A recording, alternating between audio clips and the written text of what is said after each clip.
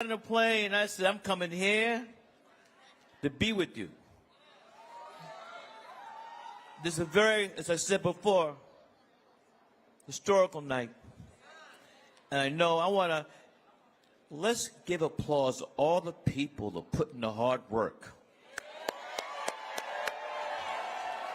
Who worked on this campaign from can't see in the morning to can't see at night. And upstairs with Rev, it's coming down soon. And we will not be denied. Because we are on the right side, check this out, we're on the right side of her story and his story. You got to say both now, and I'm down with it. My wife put me in check. Deep check. Thank you, Tanya. We're in a very pivotal moment in the history of this country. We've seen a lot of shenanigans, skullduggery, subterfuge by the former president. I don't call him by his name. I call him Agent Orange.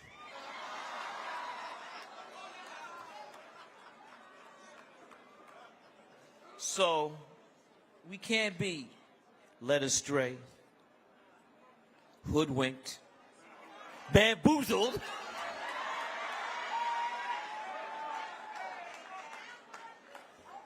We've been through that. And you know what I'm talking about.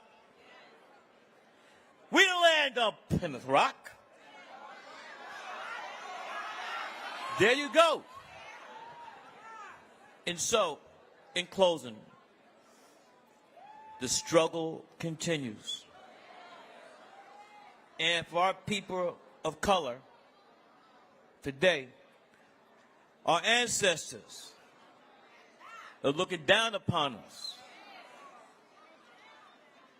And they're telling us to continue to do the right thing. Thank you.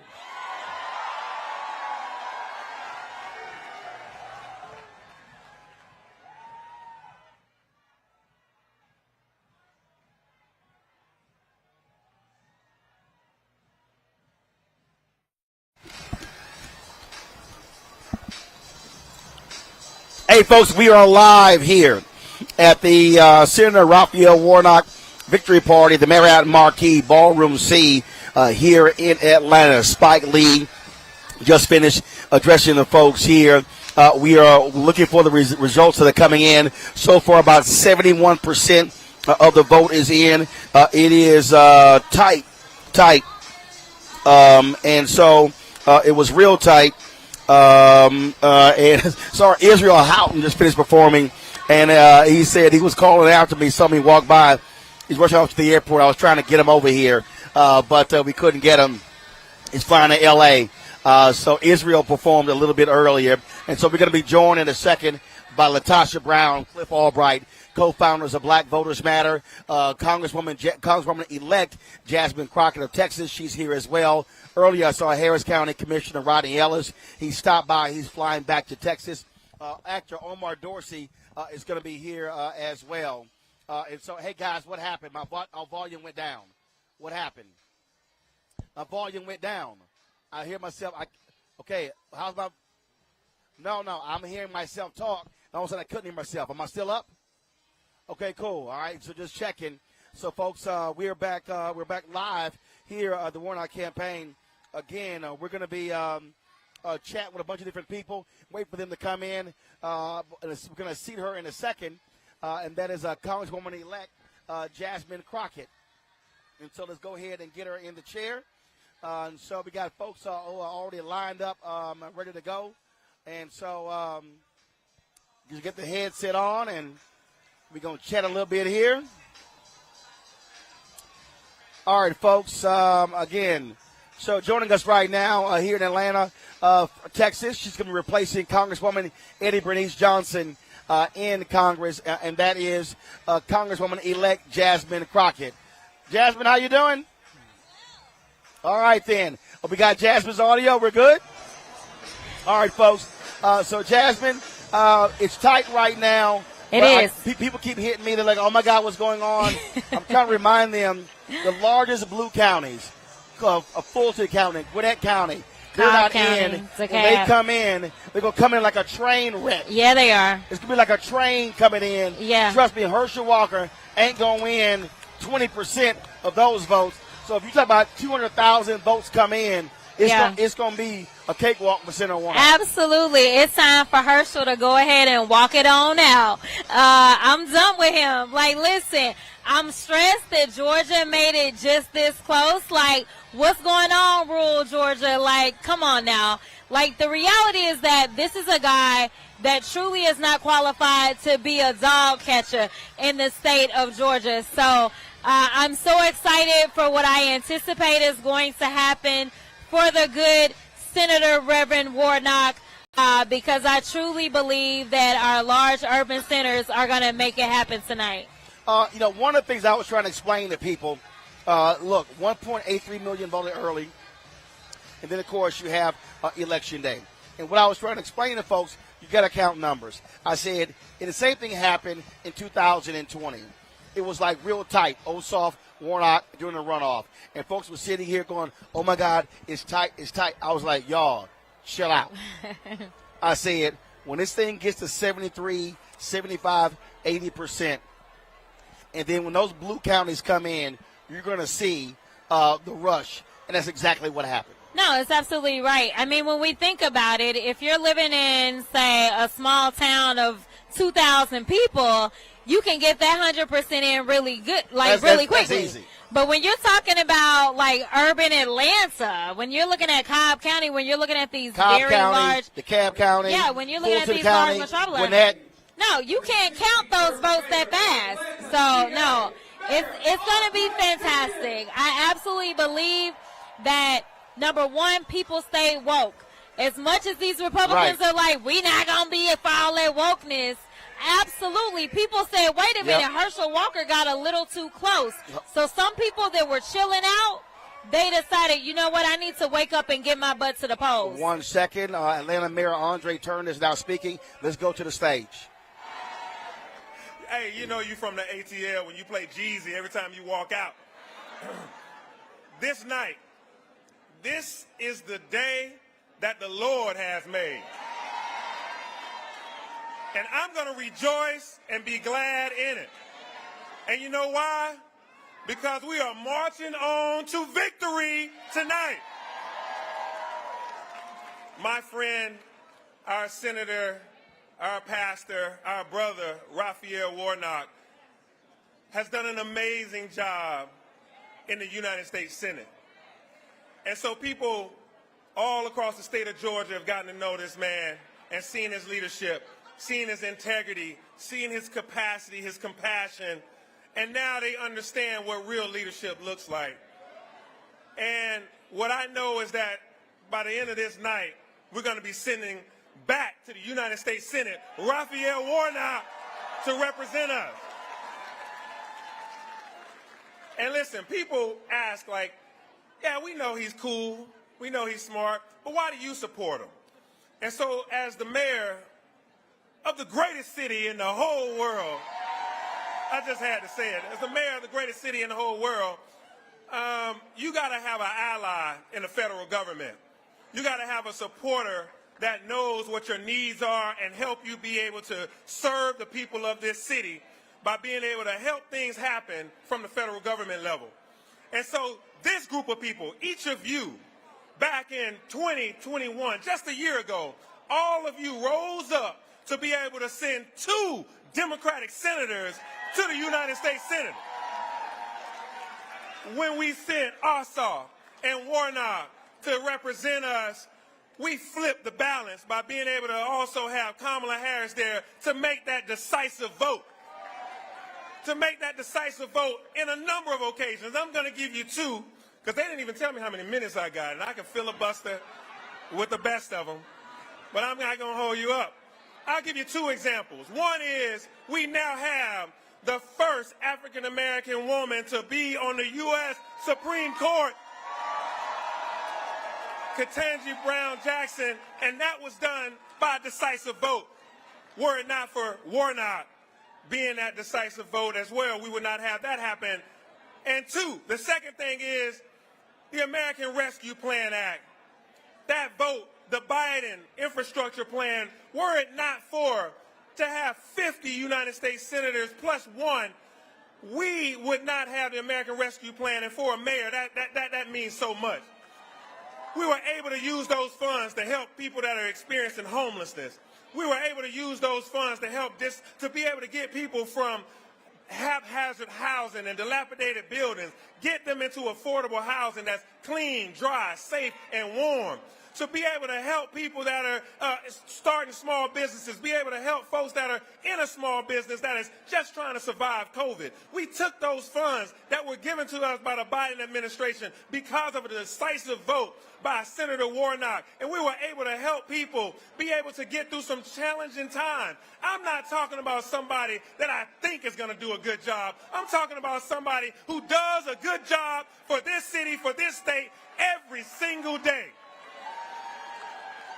And so I say to you, just like the great Congressman John Lewis, I tell you on this night, keep the faith.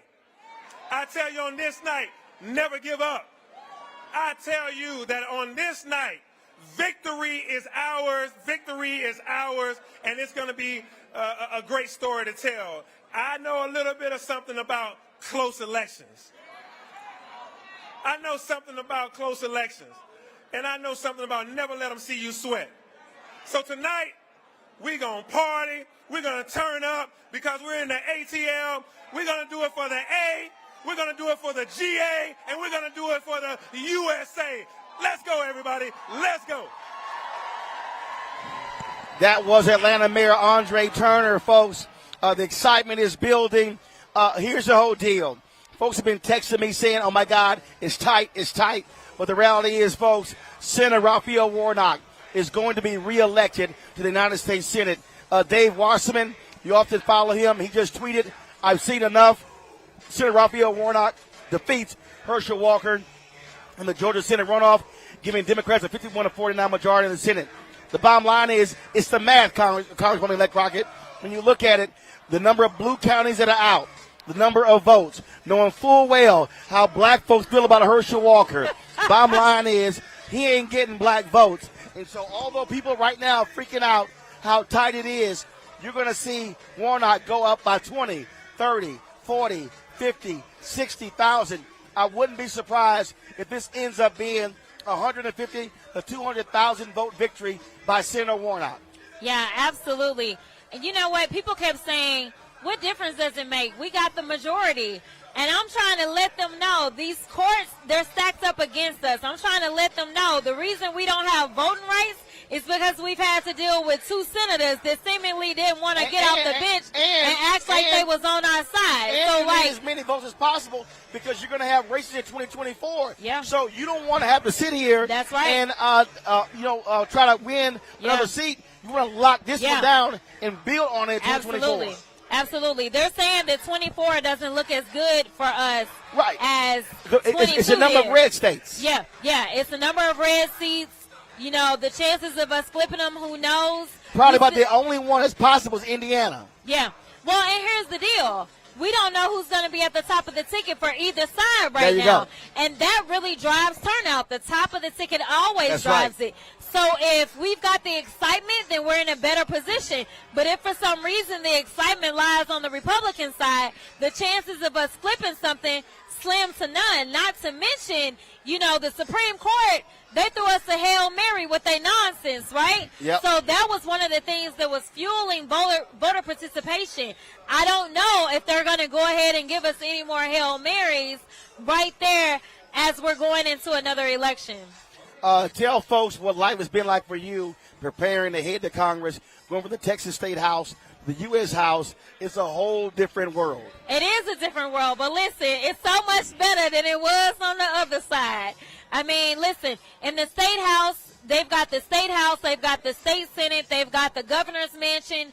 At least I'm walking into the U.S. House, and unfortunately I'm walking into a minority but they don't have the Senate. They don't have the White House. And so I've got an opportunity to do some things. I'm really excited because this week I was elected as the first black woman to ever be elected as freshman representative to leadership, which is amazing. Unfortunately, we've not had a black woman in Democratic leadership in the U.S. House since, guess this, well, let me see if you know. When was it? Say it again. Shirley Chisholm was the last black woman that was in Democratic leadership Of in course. the U.S. House. And so now myself and Lauren Underwood are the first two black women to enter House leadership. So it's sad, but, you know, it is what it is. So often Hold Democrats up.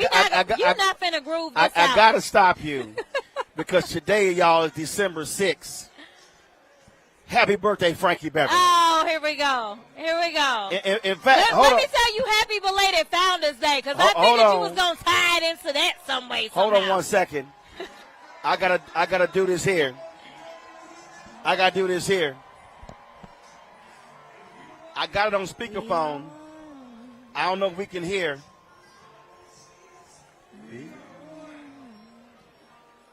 Hold on 1 second, y'all.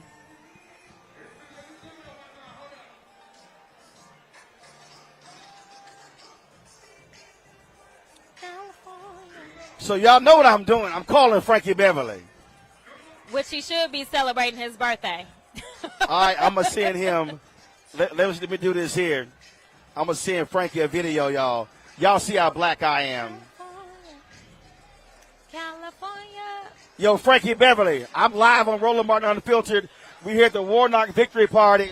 It's your birthday. They playing We Are One, so we're to send you a birthday shout-out. I'm sitting here. Happy birthday, Frankie! Congresswoman-elect Jasmine Crockett of Texas. So we just had to send you a shout-out, Frankie, live on the air. Holla, my brother. All right, you were saying.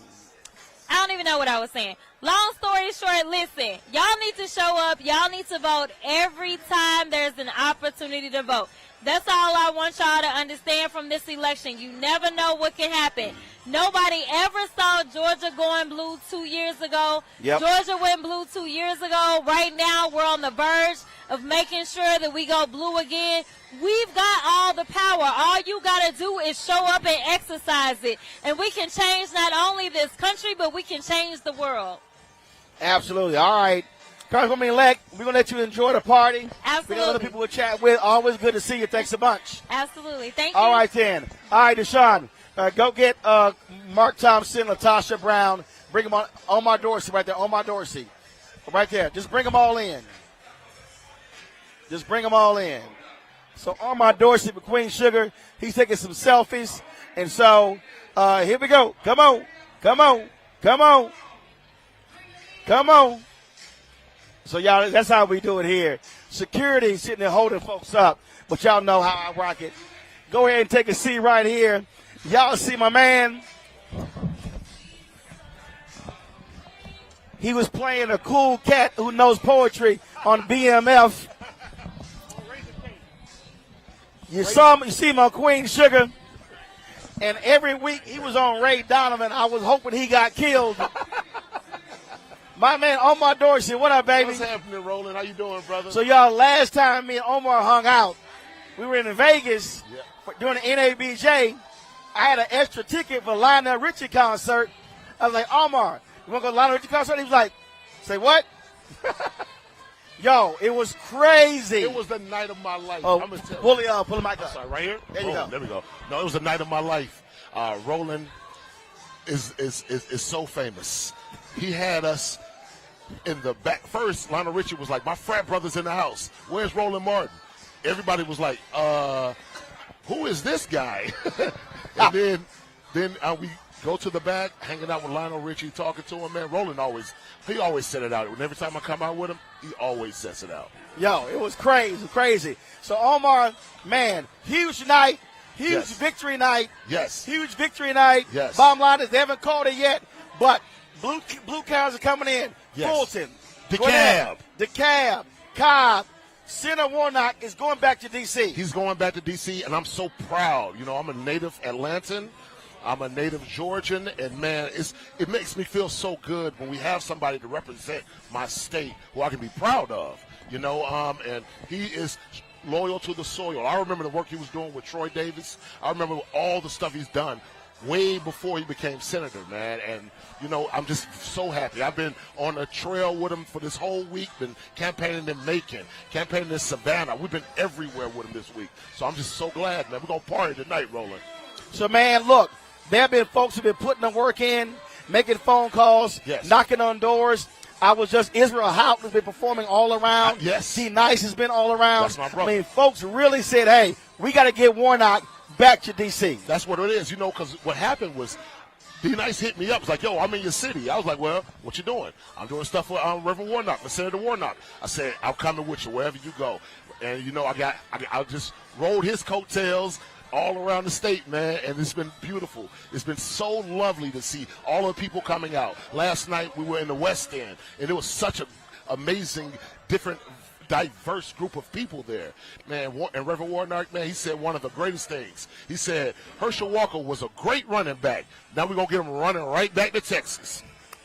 Well, see, man, look, I tell people all the time, that, look, you're a celebrity, but you're still a resident. 100%. You're still a constituent. Yes. And that's what I'm saying. So whenever, you know, when I'm with you in D.C., man, the people who represent me in that state, represent my state in that city, man, they have to make me feel proud. I don't want to be embarrassed when somebody's like, oh, that's your senator or that's your congressperson. Like, no, they don't represent me, but they do. They do, and that's why I'm so glad that we bring my man right back to D.C. Well, look, man, the thing is, tonight, of course, 2 years ago, he was filling the unexpired term of Johnny Isakson. 100%. Now, he's there for the next 6 years. Next 6 years, man. I'm so excited about that. Just the things that he does for this state, for the farmers, and this for the underprivileged. This was way before he was the senator. You know, these are the things that we need to be representing us. Like I said before, this is what we need. Absolutely, Doc. Well, look, man, it's been fantastic. We've been all over the place, going to those small towns. We've been to Statesboro, Swainsboro, Hinesville, Sanderville, oh, wow. Fort Valley State, Athens, going everywhere. And that was the other piece. You can't just focus on Atlanta or DeKalb or Cobb or Gwinnett. You got to go where black folks are, Columbus, Albany, Augusta, Macon, all those places. All of those places, yeah. Like my wife, she's from Macon. So that is her spot, Bibb County. My brothers are from Augusta. That's Richmond County. We saw those numbers coming in from those two places. We saw coming in from Augusta. From Columbus. And, of course, Warnock from Savannah. And he's from Savannah. You know, so these are the places. It's not, like you said, not just Metro Atlanta. We're talking about a whole state. And I'm looking to see those numbers coming in from all of these different places. Well, man, look, it's going to be victorious. Trust me, this race is over. Oh, yeah. They've been hyping the whole drama. Yeah. All those smaller red counties came in earlier. They had 100%. And like the this blue freight train is about to come through. Listen, when I saw my county, DeKalb County, had 91%, I said, that's what we do. That's it. Omar, baby. Always glad to have you, baby. Always, baby. I appreciate it. Right, on the blackest political show on this night. You better know that. You know it. I appreciate it, baby. I love you, All right. Coming up next, come on up here. One of y'all, come on. Cliff Albright, co-founder of Black Voters Matter, about to join us right now. I told y'all how we do it. We doing this thing, y'all. We doing this thing. So if y'all been seeing the Black Voters Matter ads, we've been running 3-4 times a day on the Black Star Network. They got the blackest bus. But Cliff, you on the blackest show. That's right. We know that, Roland. We know that. Pull the mic up. Oh, yeah. That's right. The blackest show in America with the blackest host in America, Roland Martin. Thank you for everything that you've done. Thank you for all the exposure that you've given to our ads, for being here in the state consistently. You've been a consistent friend of the state. And what it looks like, we've been saying for months now that we won't back down. And now that we're at this point, I think we can clearly say that black folks ain't black down. And that at the end of the day, we're going to be at the heart of this victory for Senator Warnock. That's why I kept telling people, I said, look, if y'all want to go to the Warnock campaign, fine. I said, but y'all got to send your money to our black groups that are underground. Georgia Stand Up, Black Voters Matter. We could go on and on and on because, look, y'all were out there, man, knocking on the doors, going to those places, having the concerts, and going to the hard-to-reach folk where black folks were.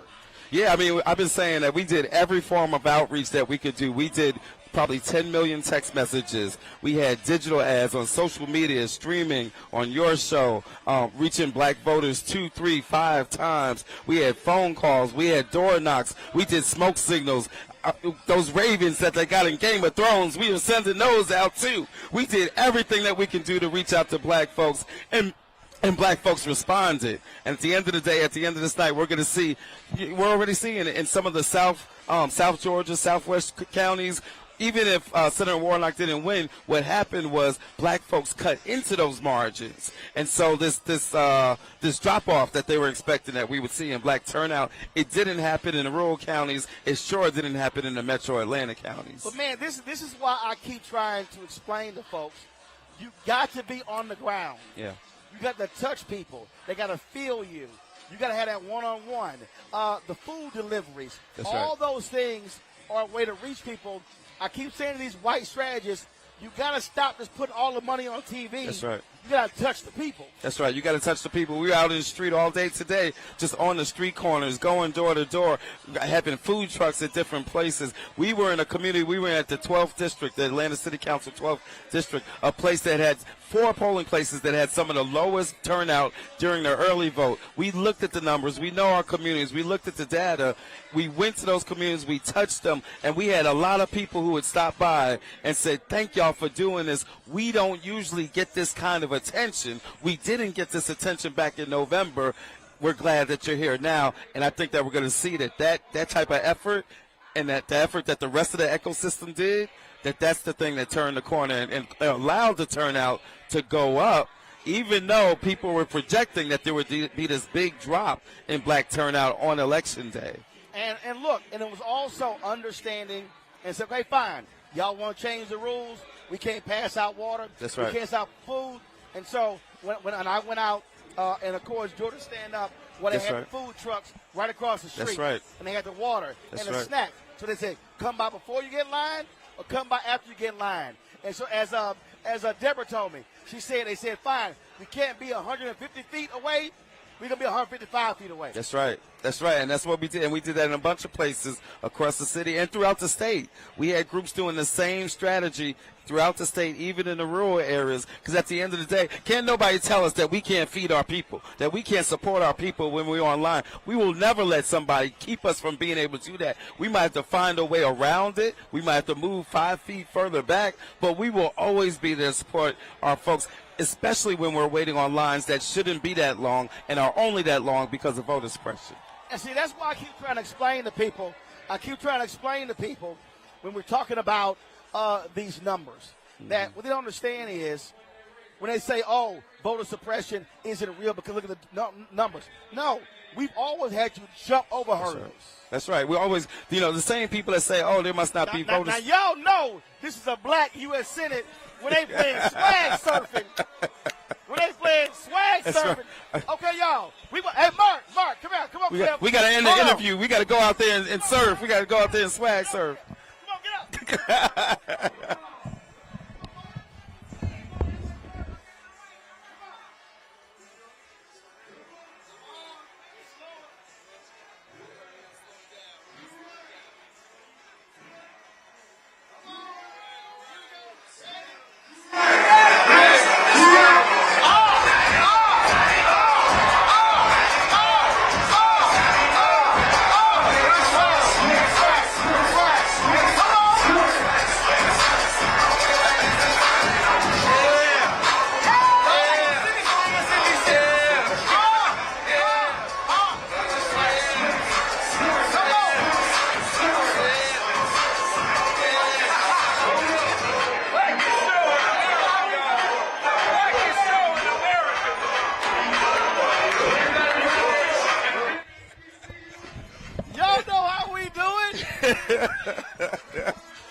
Y'all know know swag surfing is the third national black anthem. That's right. Oh, Lordy. The blackest show in America, y'all. Blackest show in America. Y'all know swag surfing is the third national black anthem. Lift every voice and sing. That's right. Before I let go. That's right. And swag surfing. Right. Y'all know. I'm telling y'all. Stop watching MSNBC. That's right. That's right. Keep it right here. That's how we do it. Oh, Lord. So one of the points I was saying, we've always had to jump over every hurdle they put in front of us. Yeah. You know, the same people that like to say, oh, you didn't have voter suppression because y'all were able to come out and vote and y'all were able to set a record. Those are the same people that say, oh, Harriet Tubman helped 100 people get off the plantation. I guess it wasn't that hard to get off the plantation. No, that's not what it means. What it means is that we have always done an amazing job of overcoming obstacles, and the same thing applies with voter suppression. Yes, we set records during the early vote over the past week of early voting, but guess what? When you've got voter suppression that takes you from 3 weeks of early voting to just 1 week of early voting, you better set a record on every day of that early voting. You got to, because you're trying to squeeze all that into a shorter period. So that doesn't mean that the suppression didn't exist and the obstacle didn't exist. It just means that we were able to do an amazing job of overcoming it and that black voters responded. Well, man, and that's what I just keep telling people that, yo, and I keep saying, if we get our numbers to 65, that's right, 70, 75, we can dog walk elections. That's right. That's right. And that's what we had to do. We had to run up those numbers in the early vote. But then we still had to show up on election day, and we did both, right? They weren't ready for us to do both. They said, okay, they may come out big in the early voting. We're going to try to whittle that down. But, you know, even if they come out, we got this election day strategy, and they're not going to be able to come out. We did both. We came out during the early vote, and we came out on early vote. But I think that we got to recognize this, because this is going to be the narrative. And we just talked about it, right? People are going to say, oh, Warnock won. Oh, you had big turnout. See, we told you that there wasn't the voter suppression. And that's important, because guess what? As we go into this new congressional session with now 51 votes, and I'm saying it now, I'm calling a race. I don't care if they call the race. I'm calling a race. Right. And so even if we get to 51, at the end of the day, we still got to deal with voting rights. Right. What's happening tomorrow? You know what's happening tomorrow, Roland.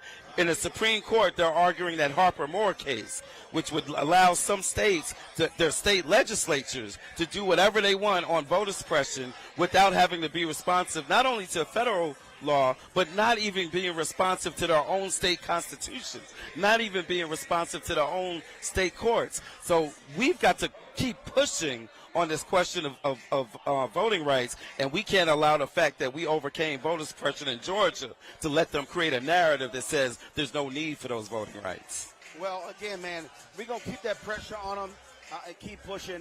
And what I need people to understand is, and this is the last point, and speak to this here, race is over.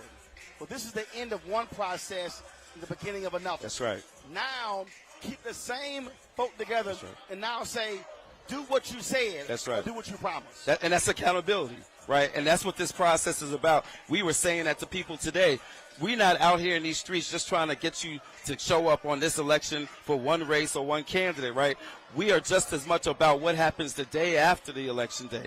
That's accountability. We got to get people to act on these issues that our communities have said we want action on. We've done that to a certain extent over the past couple of years. We've gotten things like infrastructure. We've gotten things like investments in climate. We've gotten things like funding for HBCUs. We've gotten a Supreme Court justice named Ketanji. And so we've gotten some stuff, but we still got to keep pushing to get accountability on the rest of our agenda. That's what this process is really about. All right. Cliff, my man. Always a pleasure, my man. Always, I appreciate always. it, baby. All right. Thanks a bunch. Thank you. All right, appreciate it. All right. Anthony, you have a commercial over there? You have any commercials? All right, so let's do this here. We're looking for one of the speakers here. What's up, Kelly? How you doing? Y'all good? What's going on? Chilling? You gonna chat with me? Don't ask you any hard questions. Put this behind you. Okay. Put this on you. Okay. So you good? Yep. Does it tighten it up a All little right. bit? Yep, just press it down. Yeah. All right, Kelly Fletcher, Tell everybody who are you. Okay. Tell everybody who you be. Hi, everybody. Kelly Fletcher of Atlanta. I'm here for Raphael Warnock. Super excited about its potential, and we're going to win tonight. So everyone here is excited. We want to have the best person in place, for sure. We want to have the best person in place. Absolutely. And so folks are really engaged, really focused in trying to make sure that he got back to Washington, D.C. Right. Talk about that. Talk about the energy after people upset he got to the runoff. But the reality is they were still committed to make sure he won. Right. So I know personally last week I went out to eat, and at the Ponce de Leon Library, the line was wrapped around the building every single day of the week. So I feel like that's showing you how everybody feels, how serious we're taking it. I personally voted at Morehouse as an HBCU grad, North Carolina A&T. I wanted to make sure I voted at a HBCU, and so I know a lot of their students were there as well. So we're taking it seriously, and I think people are doing everything possible to get him in again. Well, it is the thing here. People understood the stakes. They knew Republicans were going to vote for Herschel Walker. Right. They knew it did not matter, and so our turnout was going to be the key. Right. And the bottom line is our folks did their job.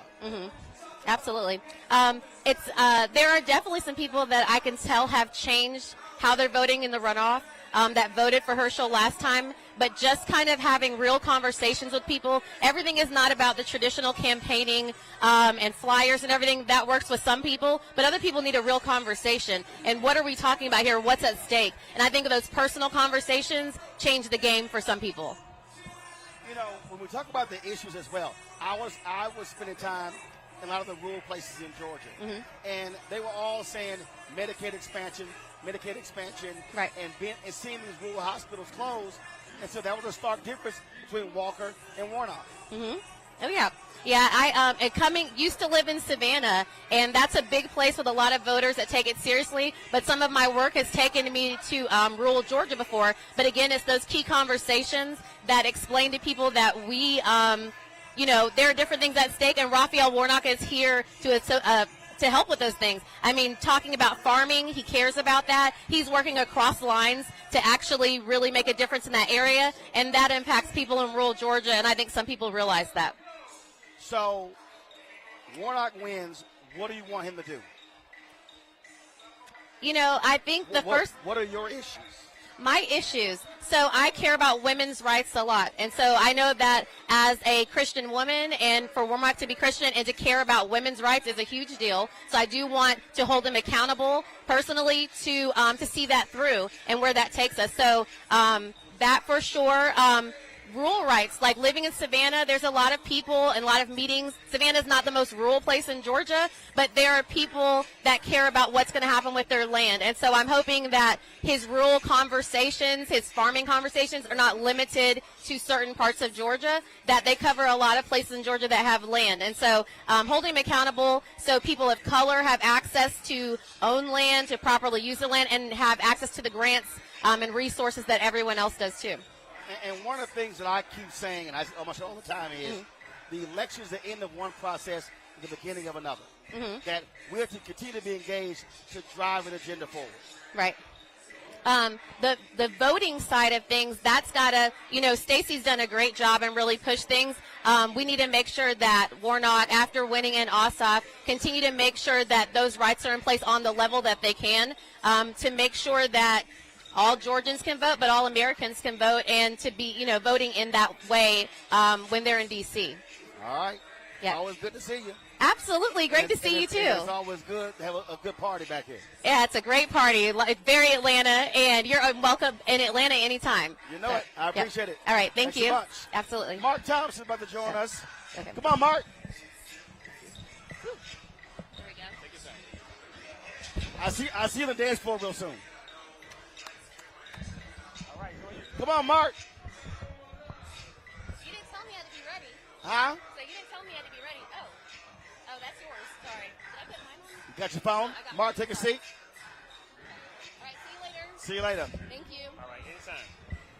All right, Mark Thompson, the host of Make It Plain. He joins us right now on the blackest political show, the blackest election coverage out here. Ain't nobody else doing like us.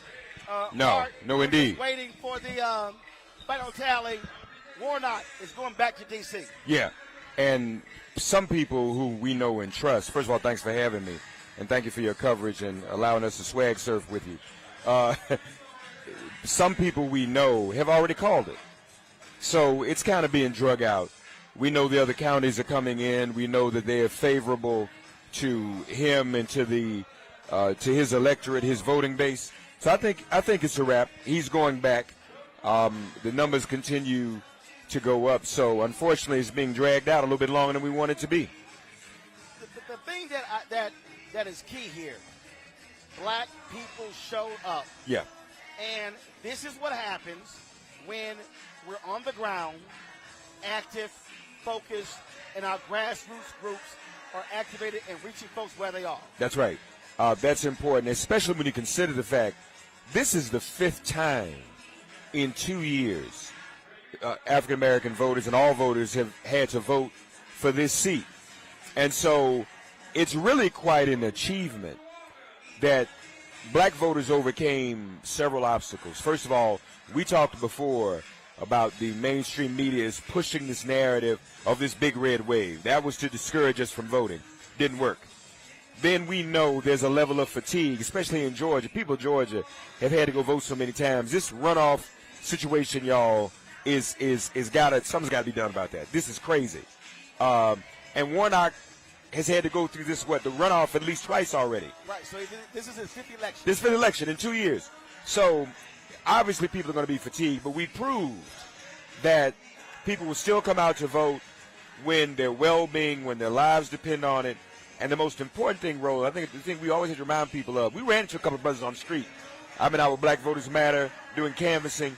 We ran into a few brothers on the street who said, voting doesn't make a difference. And I said to them, when you don't vote as an African American, you're really voting, because your lack of presence for who you want to vote for actually benefits the person who you otherwise wouldn't vote for.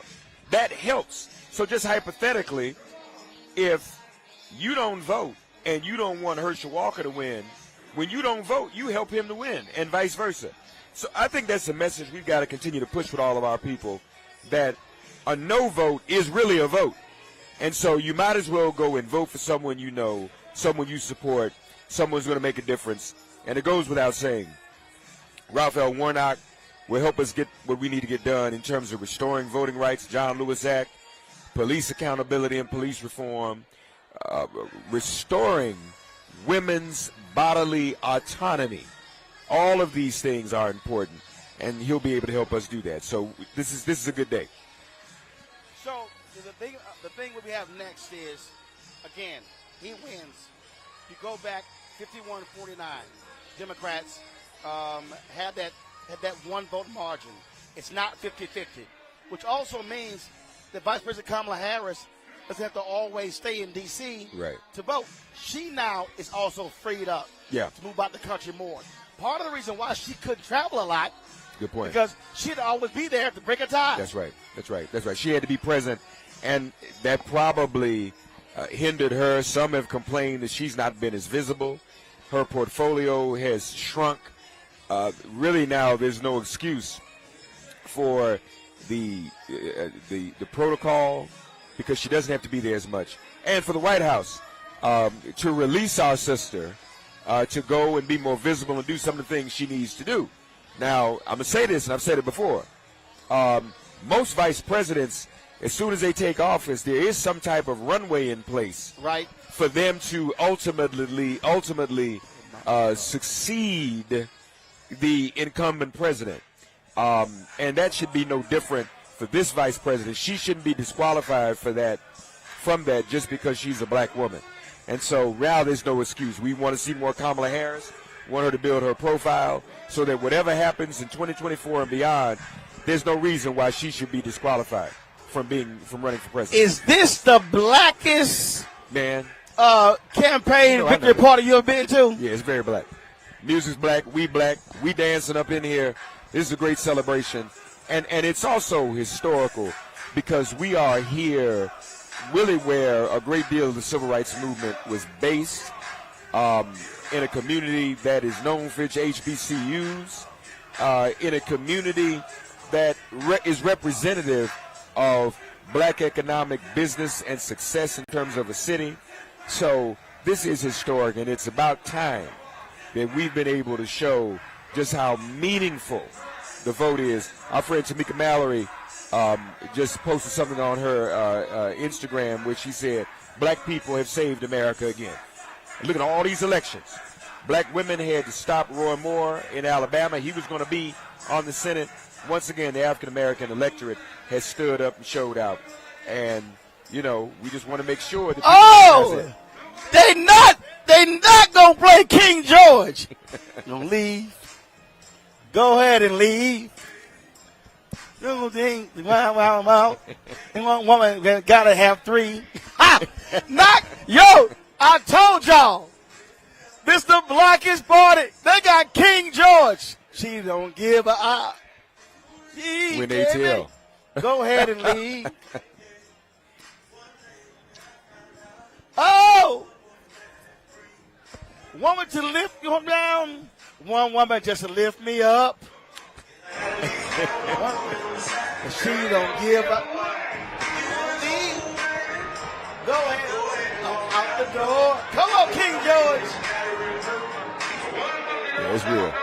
First of all, I got some fool here. Official Don. Roland comes off his fake. Official Don, get the hell off my page. Oh, gotta keep on rolling. Oh, you gotta keep on going. Come on, y'all. Oh, yeah. Come on, look. Oh, they got King George. Natasha Brown, ladies and gentlemen.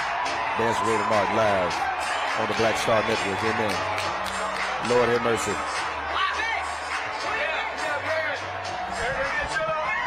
Hey. Mark, I gotta get you up. We got the mayor here. Mayor put the headset on right there. Good to see you, brother. All right.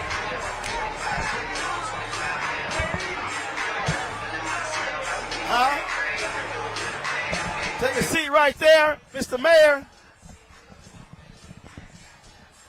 Put it behind you. You have some cushion. Okay. Mayor, I was just saying, this is the blackest victory party ever. First of all, we got the blackest show. Yeah. We were swag surfing early. Swag surfing up in here. You ain't going to see that on MSNBC and CNN. They can't keep up with this crowd, man. The Roland Martin Show, all of us here in the ATL, swag surfing. And you can tell, we ain't got no one camera. Oh, yeah? See, they got that one camera over there. Yeah. Now, we brought the whole thing. Oh, my God, man. Y'all got all the cameras, bro. I see it. Y'all live in 4K, 3D, and all that. That's it. Man, folk been texting me all night. Oh, my God, it's close. I said, chill. The train is coming. That's right. Listen, I'm over there looking at the county breakdowns. DeKalb County is still at 70, 80%. That's 20% more in one of the largest counties in the state, and it's mostly Democratic. It ain't like Herschel going to be getting. That's right. Herschel ain't getting that. And then Chatham County, where Warnock is from, which is Savannah, they are still sitting at like 75%. So we got some really important Democratic, mainly majority black counties that are still outstanding. Herschel ain't going to get this thing done tonight. No. It's going to stay Warnock. Well, first of all, I just saw it. Warnock up 1,900 votes. And I told everybody, y'all, it's going to go 10,000, 20,000, 30,000.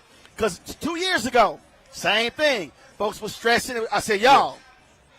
The train is coming. The train is coming. I said, the train going to come on time. Yeah. And when that train come through, I said, y'all going to be like, oh, that. Yep. I said, Fulton, Gwinnett, DeKalb, Cobb. And Clayton. Yep. Clayton. We get them folks in, it's a wrap. And so, if he didn't have a 200,000 vote lead, yeah, he need to be way up before them people come in. right? And so our people here in Metro Atlanta are doing our job, man. We knocked on doors. We went out there and made phone calls. We sent text messages. We were out rallying, making sure people knew, because this is a different kind of state. You have to vote twice. And you think about how hard it is to get people out to vote. But in Georgia, we have to do it twice when we have a runoff, which means we have to motivate people again, educate them, inform them, and then tell them what the consequences are. And so as a mayor, the consequences are steep. In a Democratic city, but in a state that could go either way, you need to have an ally like Raphael Warnock up in the U.S. Senate that makes things happen for the city. And so, but for Raphael Warnock, we would not have Ketanji Brown Jackson, our first African-American U.S. Supreme Court justice. That vote took place here because Warnock and Ossoff. And then the American Rescue Plan Act, where cities like mine had millions of dollars to help with COVID relief for homeless, for small businesses, for affordable housing, also for public safety, on and on and on. I could talk about how impactful my friend Raphael Warnock has been. And so tonight we got to go home with the victory trophy so that this man can go back to the U.S. Senate representing Atlanta, representing Georgia, but representing the United States of America. One of the things that I keep trying to do, I know they did. You see this? This is the ATL, bro. Yo, this is the ATL, they haven't played man. too short. When you playing this kind of music at a victory party, now I know at many victory parties they're playing the Bee Gees, right? And they're playing Bono and U2, and I y'all love gotta them understand. too. The man's a Kappa. I'm a new. I'm an Alpha. So y'all know I want to hit that A step. Founders Day was 2 days ago. I saw your post. It's a little hard when that come on. You are So you know. Hey man, this is the HBCU headquarters, man, of the United States, man. Well, the point that you were making, I tried to explain to our people. We got to connect the dots to understand how DC Power drives Georgia, drives Atlanta, drives South, full South. Yeah. Because, and too many people like, man, except on man, I'm like, no, you don't understand. There's a direct relationship. You just don't understand how it's linked. Yeah, it all works together. You want to have political friends and relationships across the country. What's going on? What's happening? Oh, we up. We way up. Like we said, we have done our job. Warnock has done his job. And the people of this state are making a clear decision. Even though this state was red at once, now we're back blue, in my opinion. And now you see what it looks like. And then, I mean, to be frank with it, man, I'm on the Roland Martin show, the Unfiltered show. And I own it. It's a slap in the face for them to put what they think was just a black man up against a black man. Right. Black people. Woo! They called it. Boom! They called it. Right now. Right now. Right now. Woo! Boom! Let's go. All right, Ron, I got to hit the stage.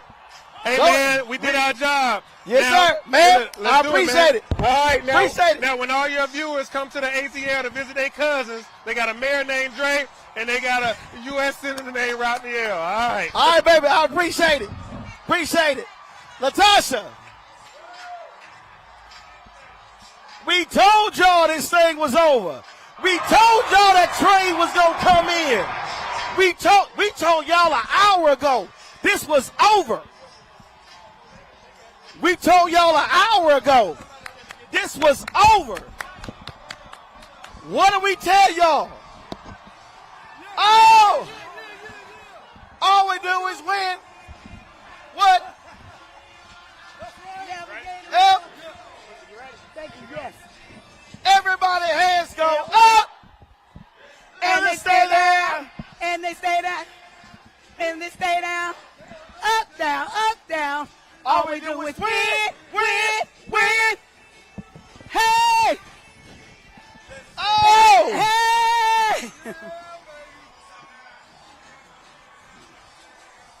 We told y'all.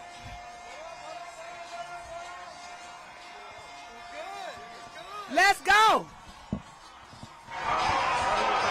I'm trying to tell y'all, Natasha Brown, co-founder of Black Voters Matter, black folks did they damn thing. Black folks did their thing. We told them, don't come play at us.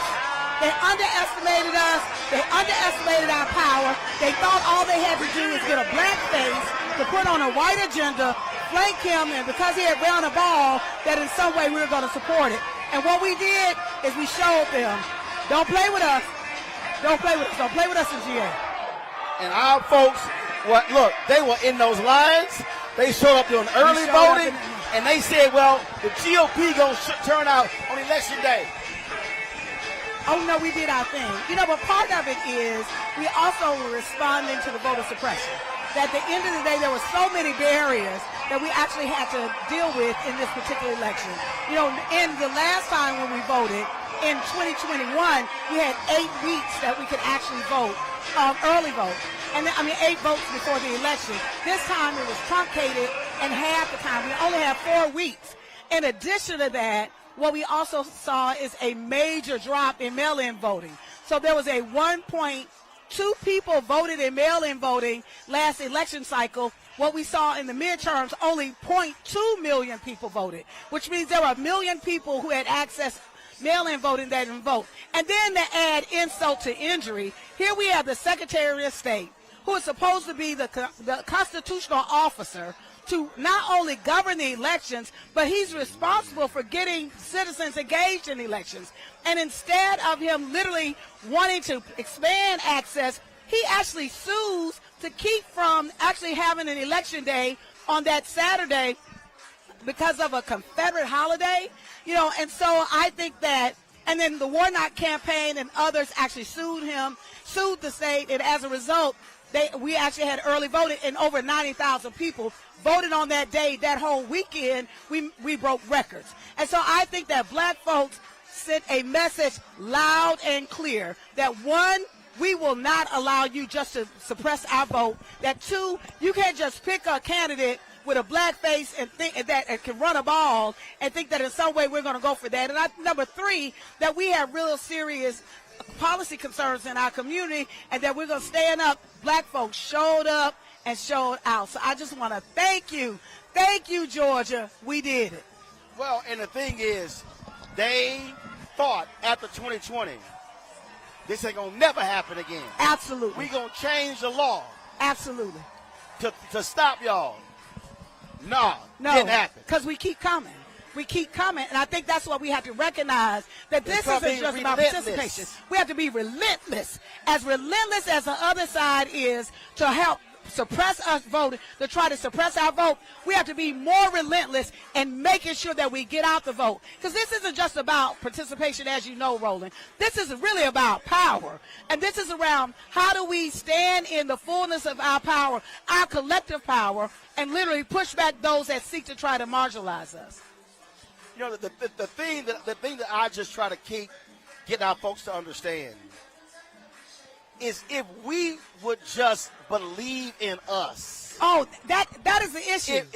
If we voted at 65 and 70 and 75% of our numbers, we could sweep this state. Oh, absolutely. And sweep other states. Absolutely. This isn't really about the candidate or the parties or the campaign. You know, as one of the phrases that we use for Black Voters Matter is, it's about us, because that's fundamentally what we believe, that ultimately when we show up, we win. Part of the voter suppression wasn't because we were losing, it's because we were winning. And I agree with you. I don't think that the biggest issue is to get us to believe in this system. We know that this has been a racist system that has marginalized black folk from the time we've been here. We know that there is still within every single system was built to protect white interests. We understand that.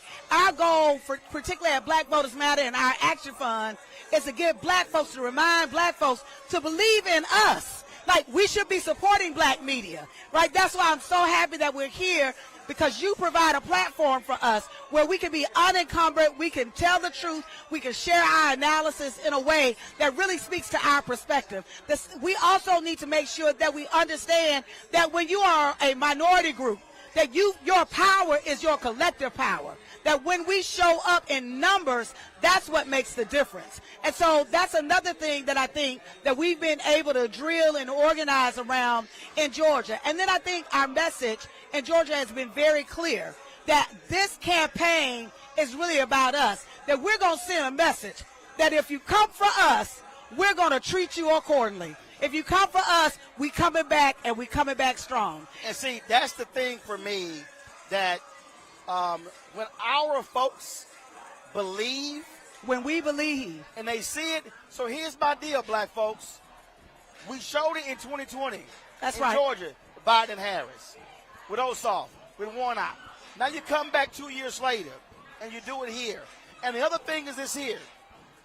This election here should send a signal to those white Democratic media strategists who pissed off the Mandela Barnes campaign. Right. They ignored Milwaukee. Oh, they could have won that. Sheriff They could have won Beasley's North campaign Carolina. Could have won that. Absolutely. They made no effort Right. to activate the black base. That's right. Because, there's a difference. Let me tell you about. And Tim Ryan That's right. did not target black people in Ohio. That's right. Go ahead.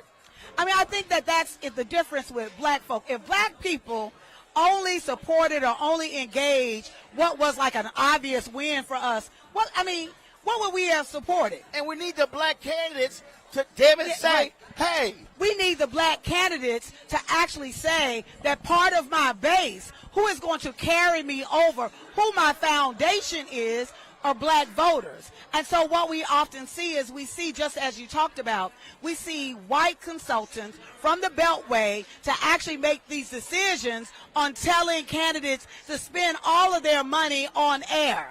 Right, when you've got to have not only an air war, this is an air war and a ground war. You've got to feed the ground and the field and also make sure that you're in the air. But even when you're in the air, who are you talking to? That's when right. I talk to young voters are not looking at network news. That's right. Or mainstream news. They're looking at the internet. They're getting their news from the internet. My niece told me the other day, I asked her how she was getting her news. She said TikTok. I was like, TikTok? Right, so there's unconventional ways that they're actually getting their news, and we actually have to be able to speak to that. And I think that we understand the nuances of how to communicate to our people. We understand the nuances of what to communicate to our people. And over again, what we have shown is that when we're leading those processes, bam, we get it done. Look, here's a perfect example. We came on live an hour ago. 1,100 people. We are now at 8,400. That's just on YouTube. I'm not including the app or Facebook and the rest of them. And the thing, and this is the other piece that matters. Spike Lee flies in. They tell me he's coming. I hear Spike. Spike comes by. Omar Dorsey comes by. I hit the mayor. He comes by. You and Cliff and Mark. And the other thing is for black folks, for black candidates. That's right. For black folks, talk to black-owned media. Absolutely. Don't ditch us Absolutely. and ignore us and run to MSNBC and CNN. Absolutely. Help build this ecosystem. Absolutely. Right, because we need you. We need black media so that we're literally telling our story. We've seen where some of this And not white hoping strength. they call. Right. Look, you ask people to put out videos saying, we miss Tiffany. Well, here's the deal. Tiffany got fired by MSNBC. Only person who can fire me is God. Say it. What you say? I think that's a word. That's a word, Roland. Come on, what you saying? But that's the I whole understand. point. And so we cannot, I just keep saying, we can't be in a position where we're asking somebody else, please, baby, please, can y'all put us on? Absolutely. We got to have a direct conduit to our people. Absolutely. I think this is the evidence of it. I think when you look at the Black Star Network, I think one of the beautiful things that you've done, Roland, is that the community actually rallies around, and you gave an opportunity for us to support you. The one thing about black folks, and I've actually done a lot of work in philanthropy, is that we're actually giving our income. We're one of the largest givers in the country. Yeah. Right? Normally we give to the church. Right. Because that's an institution that we have history with, that we're identified with. And so we really have to recognize and understand that black independence means black freedom. Right? And in order to get black independence, it's going to take black dollars. Right? Yep. And we need dollars to support this kind of work so that we have this platform, so we can have a Spike Lee that can come up, because part of the reason why we're coming is because of relationship. We've got relationship with you and understand the importance of this platform and the importance of getting the message directly to our people in a way that is unfiltered. And see, what I keep telling our folks, that why they got to support the work that y'all doing, y'all are doing this stuff 365. That's because in the past, it was always, well, let's jumpstart it when election is around. No, because after this, next year, they're going to be local mayoral elections. Absolutely. School board elections, DA races, judicial races, state rep, state senate, gubernatorial. Every year, there is an election somewhere that impacts black people. Absolutely, because for us, it isn't about an election. I want people to be real clear. It is really around how we building out the infrastructure. How do we build out the entire ecosystem for power? We're unapologetic around that. And we also recognize that while voting has a tremendous amount of power, it is not the only source of power, that it is one very, very important key. And so for us, we're engaged in a process 365 days out of the year of really getting our people to center this notion of we've got to build power. Even tomorrow, we actually have our bus going down to Louisiana. A lot of people don't know that there's still a runoff in Louisiana. We don't stop the work. We show up and we ride because we need power, as much power. When your community is under attack, when you are under-resourced, when our children are going to schools that they don't have what they need, we cannot afford to just step back. We've got to be unapologetic about literally seeking power, and one of the ways to do that is to build out the ecosystem where we have communications, that we get our voices and our ideas and our information out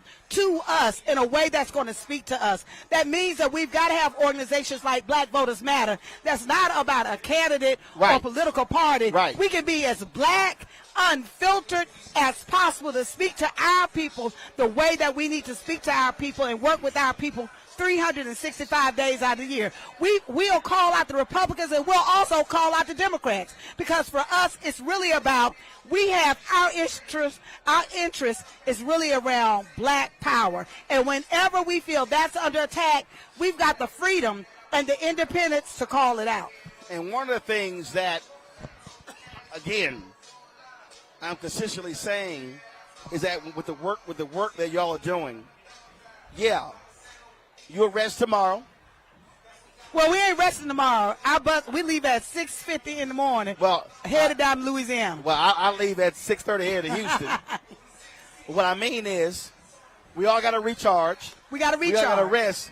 But when the election is over, we must stay activated to now make them do what they promised. Oh, absolutely. We go immediately into accountability mode. I mean, part of, I think, the process has been that we have been reduced. Our political engagement in this country has been reduced to participation. And that hasn't just been on black folks. That has also been on our elected officials, that quite frankly, all they wanted to do is to round up the Negro vote. Let's just round them up, come vote for us, and then go on back to your communities. We know what to do, and we know what that has gotten us. And so what we have to do is we have to stay engaged in a way that really is about power. It goes beyond participation. This ain't about just participation. We want power, and we have to be unapologetic about it. But when you want power, you can't stop. When you want power, you have to continue to build and build and build. And that's what we've done. We actually, when Cliff and I started the organization in 2017, we didn't have any money. right? We started with, I think, $1,200, our first donation, and then we wound up in getting engaged in the Alabama election, where we raised like $200,000 in 9 days and gave that money out. But we were very clear that we wanted to create Black Voters Matter Fund, an organization that would support and put money on the ground to grassroots groups. And so after this election, I'm really proud that what we have done over the last 5 years is we've actually distributed, re-granted, i.e. we've invested over $30 million into Black-led grassroots groups on the ground. That means we've actually written checks and given those resources to them and continue to work with them as a thought partner on the ground consistently. We didn't see in Georgia where two counties that actually went for Walker actually flipped this last election and went to Warnock, and that was actually fueled by Black voters. Well, look, y'all are doing the work, and I said it before, folks, when we launched this show, Ask Me, Lee Saunders was our first partner, and we launched it. Black Voters Matter has been a partner from the beginning as well, along with Melanie Campbell, Reverend Dr. William J. Barber, and I appreciate it because, again, I tell folks, it's like what y'all do. Y'all, this stuff ain't free. This ain't free. Like the travel, the per diem, the staff, these cameras. That's right. I keep telling y'all watching at home right now, literally what's sitting before you right now is about $150,000 worth of gear.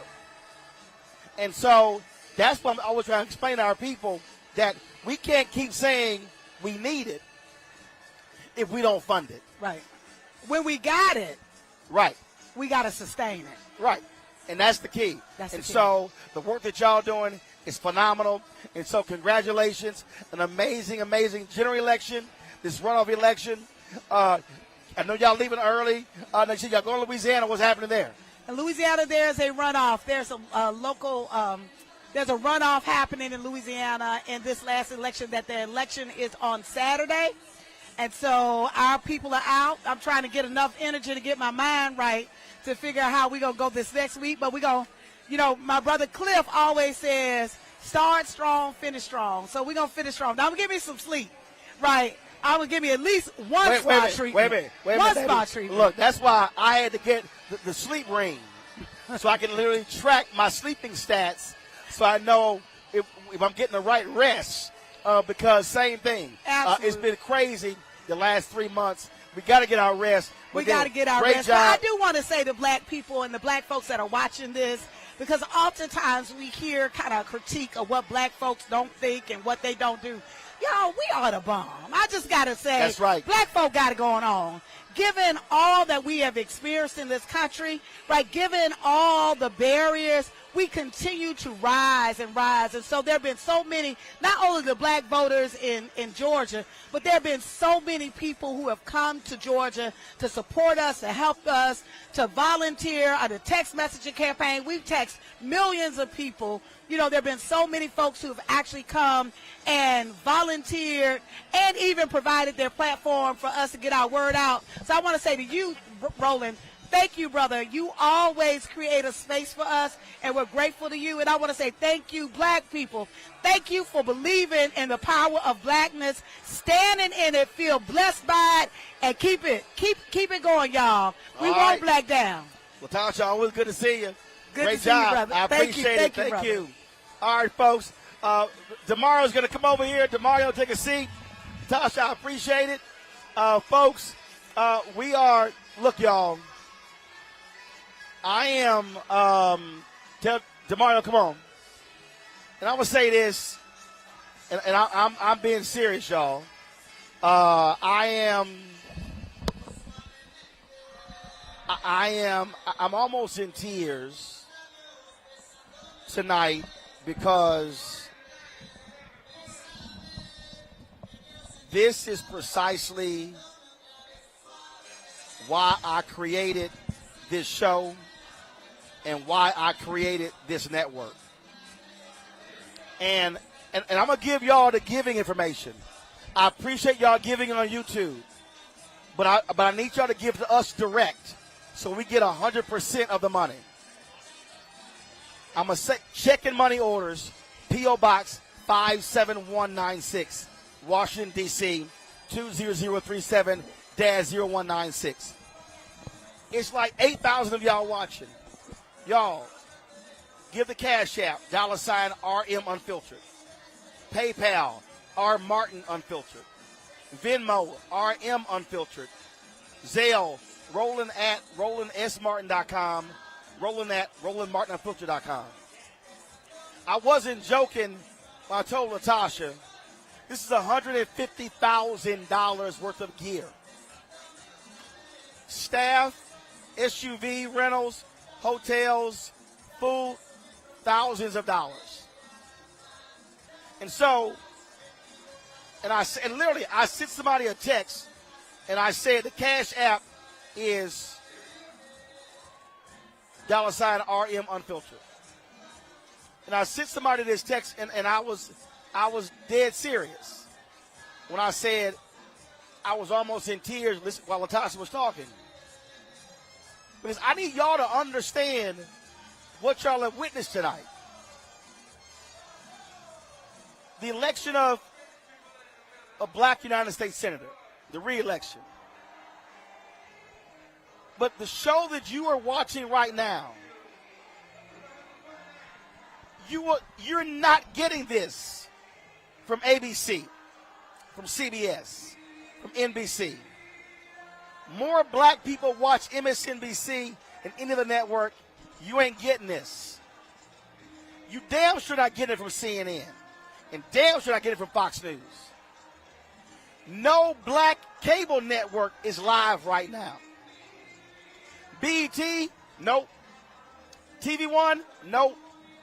BET Her, nope. Clio TV, nope. Aspire, nope.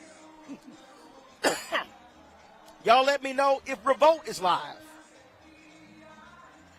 I've looked around. We're the only black-owned media outlet. The Griot TV, nope. Tonight,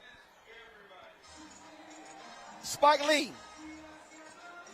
Omar Dorsey, Tiffany Crutcher, DeMar Solomon Simmons, Congresswoman-elect Jasmine Crockett, Cliff Albright, Latasha Brown, Mayor Andre Turner, Kelly Fletcher, black folks speaking on this election, black folks analyzing this election.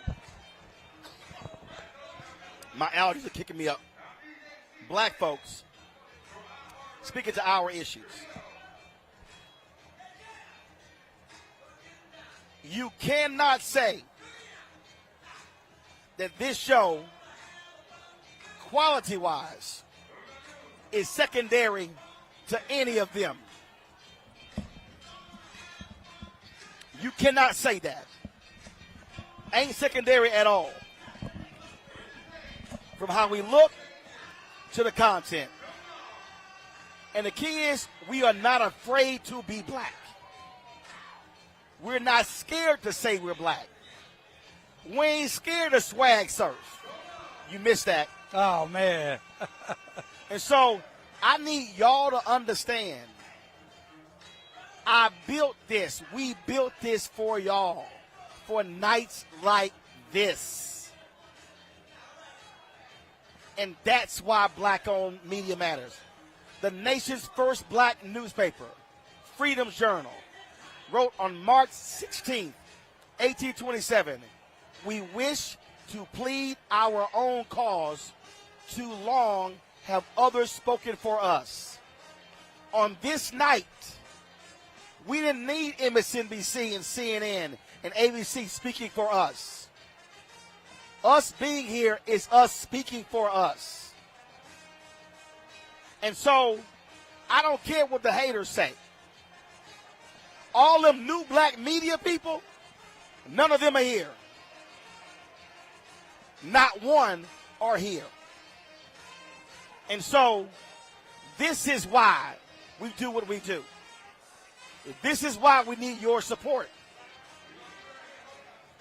because we want to go higher and higher and higher.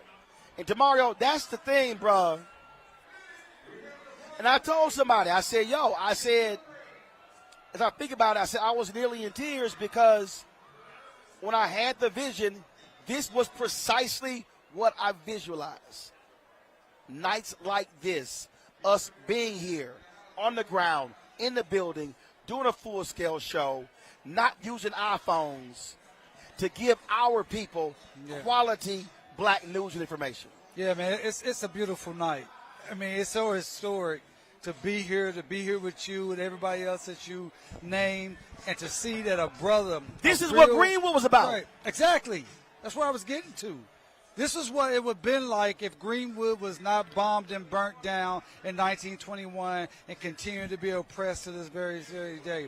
This is what it means to see us coming together, putting our resources together, fighting to push forward one of our best that we can offer in Senator Warnock. A true brother that's part of this community, that's part of our nation of black people.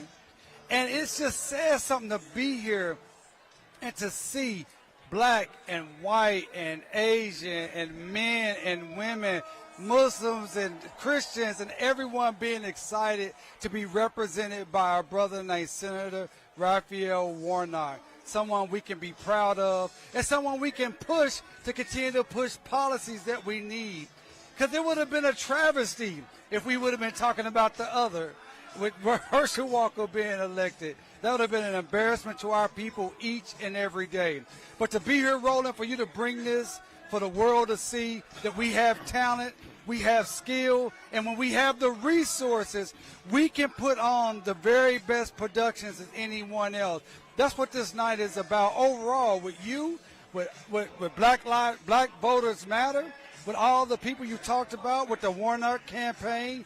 I mean, he had black people in his campaign at high levels, and that made a difference.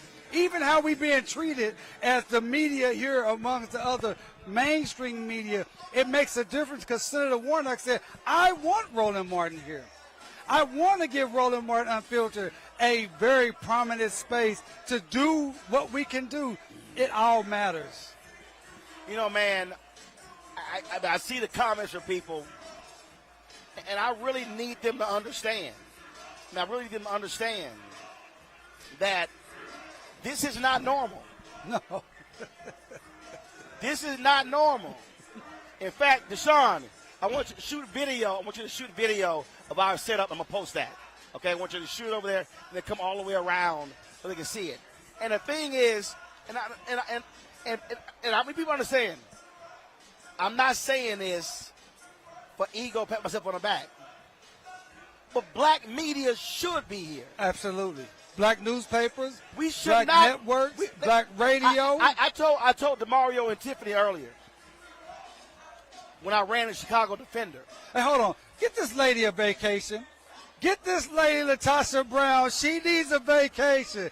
This sister may be single-handedly with her partner, Brother Cliff Albright. They have made this happen. Latasha's going to be on the beach real soon. She deserves it. She deserves it. I always see her beach photos. Yeah. She's going to be on the beach somewhere. You ain't got to worry about that. But here's a perfect example, y'all, of how I need my black newspapers. Yep. To understand the moment. Yep. 2004, I'm in Chicago. I just took over as executive editor of Chicago Defender. We all knew Obama was going to win. So I had 1,000 copies of the front page of the Defender. Mr. Obama goes to Washington. The movie Mr. Smith Goes to Washington. Right. So when they call the race, we pass it out to folks all in the room. And all the local media held it up. All local media. Why didn't a single black newspaper think to do the same thing? All the black papers in Atlanta, somebody should have printed 1,000 copies. And when a race was called, passed it to every media outlet, and they would have held it up, and that black paper would have gotten free marketing all around the country. Yeah, I don't think people really understand how historically significant this is for Brother Warnock to be elected for a full 6-year term from the South. If my memory serves me to history, this is the first time since Reconstruction, right, where you had a black senator. A black Democratic senator. A black Democratic. Well, I understand. But he was elected. He was elected. So Tim Scott, South Carolina. Right. Well, I said black, not black skin. I know what you said, but I know what you said. Hold on. I understand the context and the nuance. Right. Well, it's still historically significant because, you know, he won 2 years ago, but that was a 2-year term.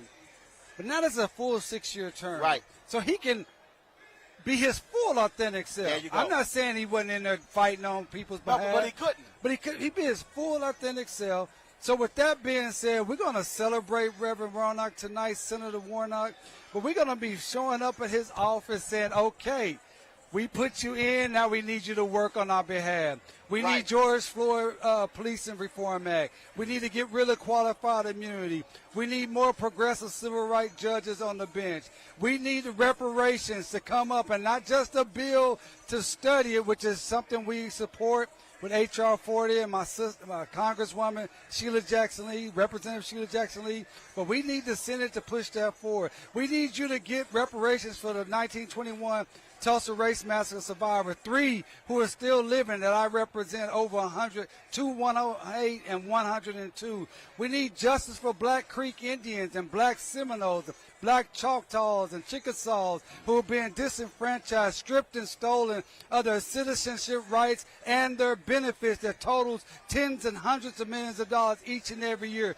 Those are the type of things that we want Senator Warnock to fight on our behalf, because we have fought on his behalf, not to just be there, not to have a great party that we having tonight, and it's dope, it's lit up in here, but we want to see real policies and real laws that impact the lives positively of black people on a daily basis.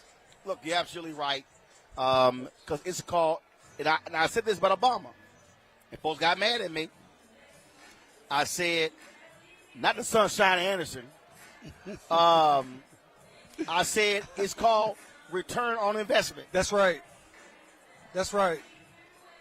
That's right. Not a popularity contest. It's not a beauty contest. This is politics.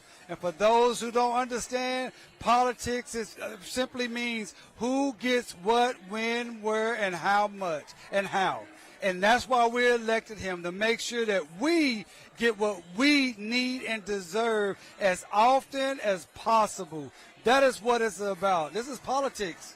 This is not a popularity contest. We love Reverend Warnock. We support Reverend Warnock, Senator Warnock. But we need policies to stop the degradation of our people, stop infant mortality, stop diseases rampant in our community, stop putting our brothers and sisters in the criminal penitentiary. Stop these cops from shooting us unarmed or shooting us down in the street.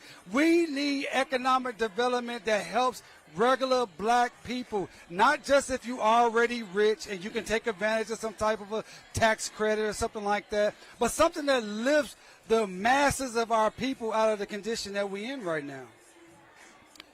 The folks, for everybody who keeps asking, Senator Warnock has not spoken yet. We expect him to speak within the next 30 minutes. They probably will bring him out at 11 o'clock, the top of the hour. Y'all let me know. To my knowledge, I don't believe that Herschel Walker has given a concession speech yet. Guess what? He don't have to either. And so, well, yeah, first of all, it's going to be a little hard for him to even do it. So we are waiting. And this crowd is waiting. You know what, Roland? For Senator Warnock to come out. And trust me, this room is waiting. They're going to erupt. It's going to explode when he comes out. And it looks like Herschel Walker talking now. Well, it looked like Herschel Walker is now giving a concession speech. We ain't carrying it. Roland, I'm just being straight up. I'm old. I don't give a damn what Herschel Walker got to say. I heard you. Y'all let me clear. If y'all want to hear Herschel, y'all turn us down, turn your TV up. But I'm not playing that bullshit. Go ahead. Well, that's what I don't understand. I'm an old football player. I don't understand why people got to give a concession speech anyway. You lost, period. You don't have to get up there after you get beaten in a football, basketball game and stand up and say, I recognize that such and such beat me. Hey, you have less votes. That's all it is. So concession or not, you lost. Herschel's a football player. He was a really good one. I really liked him when he was just a football player. He understands what it is. He didn't have enough points on the board. Warnock had more points. He lost. End of story, period, point blank. Bottom line is, Herschel Walker was a damn fool. And the reality is, this race shouldn't have been either that close as it was. Right. That man had he should listen to his son. He had no business standing up there. Now, I appreciate y'all running a fool. Right, because they really made a big mistake. I mean, it just shows you how much they devalue Herschel Walker and devalue black people in general, that they will put someone who clearly has some mental issues. I believe he's suffering from CTE. He clearly was unqualified. He was not a serious candidate. I mean, when the brother said that China takes our good air and sends their bad air over here, that's disqualifying. When the brother talks about he's a cop and he brings out a fake badge, that's disqualifying. But it says something to the white supremacist power structure that they didn't care about any of that. Long as he would carry their water, be a shadow senator so they can maintain power, that's what they cared about. That's why towards the end of the campaign, you saw senators like Ted Cruz and Lindsey Graham. They would come down and they would sit on each side. And then for Lindsey Graham, and they wouldn't even let him talk. They're attacking Herschel because if he wins, young black kids will become Republican. Herschel Walker is, he was an embarrassment I was embarrassed for him. But you know what? Let's not talk much more about Herschel Walker because he's a loser. Senator Warnock won this, and this brother, Senator Warnock, you got to give him a lot of credit because he's been through 5 elections in 2 years. He went through a primary in 2020. He went through a general election in 2020. He went through a special election in 2020. Then he went through another general election in 2020. Done? And he went to the special election in 2022. Yeah, that fool done. And he short won speech. That wasn't even 5 minutes. What else can he possibly say? He probably said, well, time for this old coon to get off the stage. Oh, man. And y'all know, I don't use racial epithets. But he actually said, he embraced being called a coon. I mean, that was probably the saddest, I keep saying it's embarrassing, but, I'm going to say this with all seriousness. His parents couldn't be alive because you cannot tell me that his parents, probably born in the 30s or the 40s, would be able to show their My face. producer, Carol, just hit me. She said, he said absolutely nothing. Well, the brother said he didn't mind being called a coon because coons are a smart animal. I mean, that's just disqualifying, man. Hey, this for Herschel. Hit the road, Jack. Don't come back. Hit the road. Hey, Anthony, give me a shout to the Warnock crowd. Can't have it. Hit the road, Jack. Don't come back no more, no more, no more. Hit the road, Herschel. Don't come back no more. Somebody said his mama is alive, and in all seriousness, have no disrespect for his parents. I was just thinking how hurtful it must be to see their son say some of the things that he said, and they probably know that he was being utilized and exploited the same way he's basically been utilized and exploited his entire life from when he played football at Georgia all the way up to now. It was sad, it was unnecessary, and I thank God that it was unsuccessful.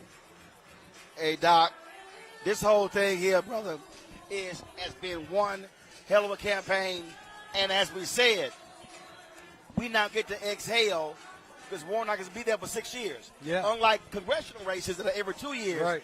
this is every 6 years. That's right. I mean, it's a big deal, and we keep saying it over and over and over, but it's time we can get real substantive policies and laws. See, one thing that some people don't understand is when you had the 50-50 Senate, that meant that the committees were split evenly, and the Senate has a lot of funky rules, a lot of procedures, and it made it very difficult to move things out of committee, particularly even the judge nominations. But now that they have that 2-seat majority, that means that the committees will have a 2-seat majority, and they can move things along a lot faster out of the Senate. So, for instance, in Tulsa, we don't have a permanent United States attorney. We have 3 United States judgeships that are open in the Northern District, and I think we have 2 in the Eastern District. That's 5 judges And that guess we what? need. And now that Democrats control the Senate, Biden, time to fill those. We need you to fill those seats. One thing that the Biden administration had not been doing, Roland, and you know this, any state would only have 2 Republican senators. They were not even pushing judges. So states like Oklahoma, Texas, Alabama, Mississippi, etc., they really wasn't pushing those federal judges. But now we need them to do that they have this 2-seat majority. We got to flood the judicial branch with as many progressive, civil rights, human rights-minded judges as possible. And I'm praying to God that Biden has the opportunity to fulfill at least one Supreme Court seat over the next 2 years, because that's been one of our major nemesis throughout this entire process since the Trump's election. Well, look, man, it's a whole lot of work to do. And it's just stuff to do. And bottom line is, man, again, I need everybody watching. This is what happens when black folks put in the work. And I'm glad you said that, because what we're seeing now, this is not about work that just happened in November and for this December special election. It is because people have been on the ground organizing in Georgia for a series of years. We have to give shout out to Stacey Abrams. Unfortunately, she didn't make it to the governor's mansion, but her organizing prowess and power and commitment helped. My dad just texted me, Walker did not congratulate Warnock or mention his name in concession speech. Don't matter. You punk ass lost. Well, like I said, when you win a football game, the loser doesn't have to get up there and say, oh, well, they won. It doesn't matter. You're old news. But let me finish what I was saying, Roland. This is a combination of people putting in the work and putting in the organizing, and that's why black organizations like Stacey Abrams, like Black Voters Matter, Black Men Vote, my guy Frank White and Bill Curt up there in D.C., and many other black organizations that are doing the work day in and day out, they need support. They need monetary support from the Democratic National Convention, other Democratic parties, but also our listeners, because just as we're saying we have to continue to support Roland and other black media, we have to support black infrastructure, black organizations, black entities, and black businesses up and down the line, because that's the only way we can guarantee that we have representation from our perspective, our vantage point, and not watered down by other interests, be it corporate, government, or whatnot. So this is a great night to celebrate, maybe celebrate for the rest of the week. But starting next week, we have to get back to organizing. Because understand, Roland, you know, the enemy, those on the other side, they don't want to lose. And they're going to try to figure out more ways, more devious ways to make sure that more Reverend Warnocks are not elected across these United States. They're going to try to do more voter suppression, more gerrymandering, more felony disenfranchisement, whatever they can do. So we have to get ready for the backlash and get ready to work. Well, you're absolutely right, Doc. All that has to get done. What's happening, what's happening, what's happening? Yeah, I'm live. Huh? Come on.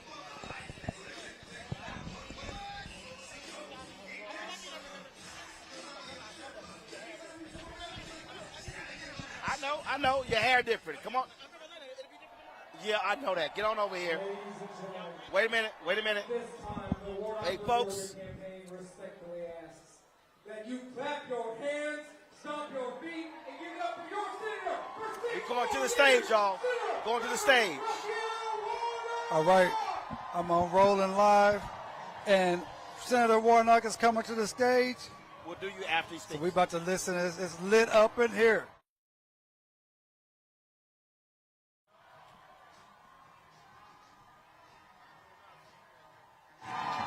They don't have it yet?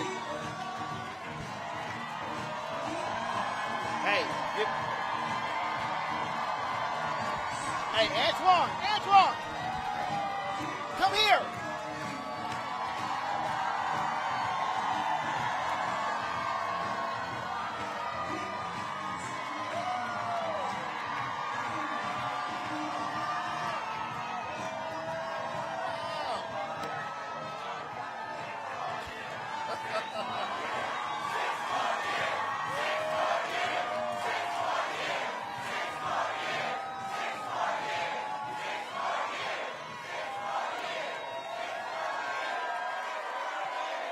Wow!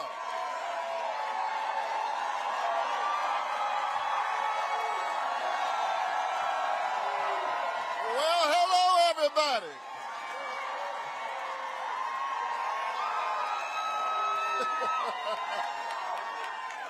Y'all settle down now. Settle down.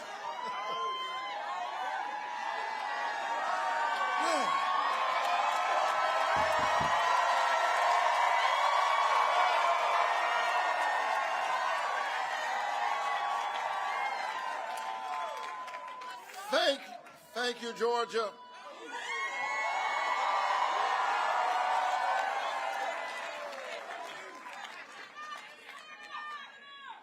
Thank you. I love you too. All right, y'all settle down.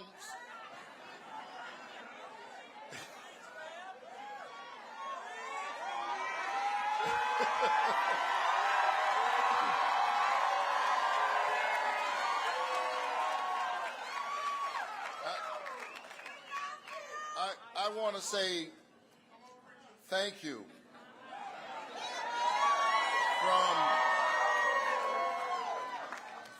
from the bottom of my heart, and to God be the glory.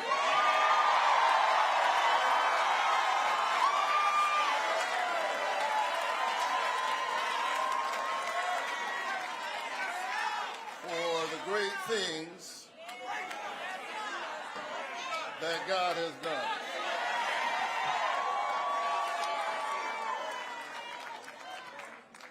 And after a hard-fought campaign,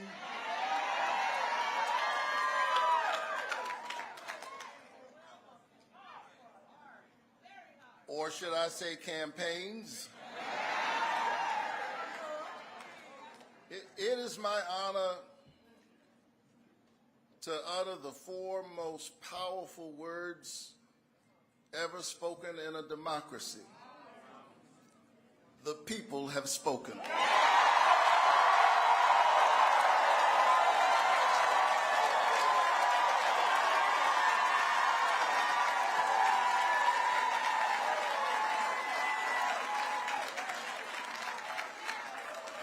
I often say that a vote is a kind of prayer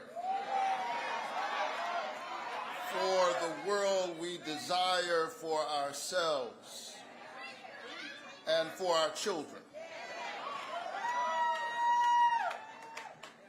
Voting is faith put into action. And Georgia, you have been praying with your lips and your legs.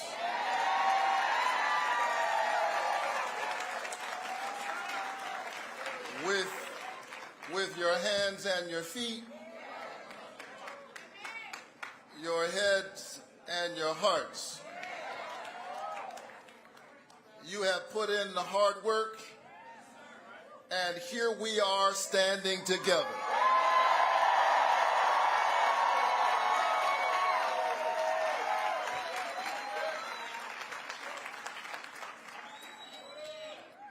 I want to say thank you. And I want to say thank you to my mother, who is here tonight.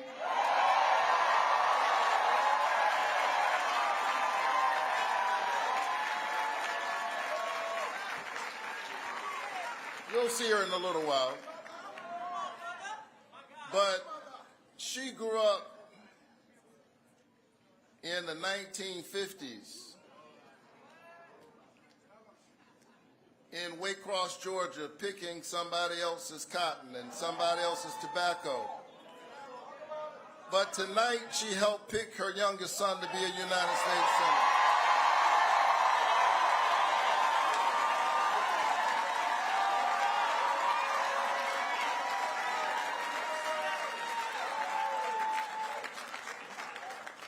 My dad has long passed into the light, but he is still very much with us. I watched my dad, a pastor and a small businessman, take care of his family by working really hard with his hands and using his brain. And he picked up old junk cars and loaded them on the back of a rig that the mechanisms of which he designed himself, one on top of the other. And that's how he took care of his family. But on Sunday morning, the man who lifted broken cars lifted broken people.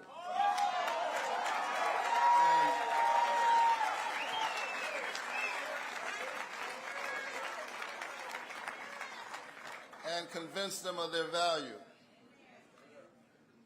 I would not be here were it not for them.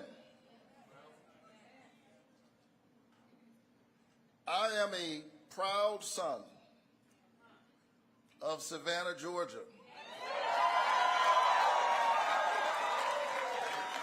a coastal city known for its verdant town squares and its cobblestone streets. Tall, majestic oak trees, dripping with Spanish moss, bend and beckon the love of history and horticulture to this city by the sea. My roots, like the roots of those oak trees, go deep down into the soil of Savannah and Waycross and Scriven County and Burke County. I am Georgia.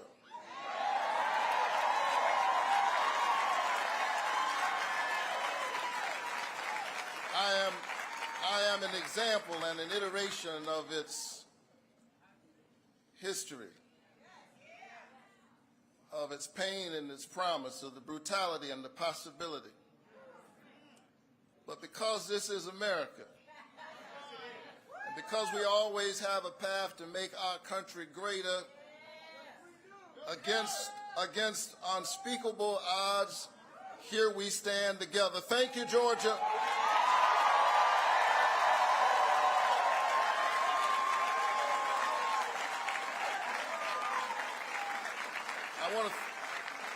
I want to thank my mother and my late father. I want to thank my siblings who are here. I'm one of 12 in my family. Clearly, my folks read the Bible, be fruitful and multiply. Our family was short on money, but long on love, long on faith.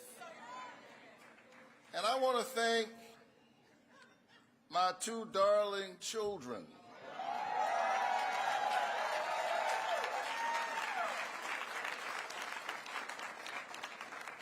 Chloe and Caleb, whose brilliance and whose eyes inspired me to work for all of our children. Georgia, I don't want you to miss what you've done. In a moment in which there were folk trying to divide our country, and those forces are very much at work right now, Georgia did an amazing thing. In 2021, it sent its first African-American senator and its first Jewish senator to the United States Senate in one fell swoop.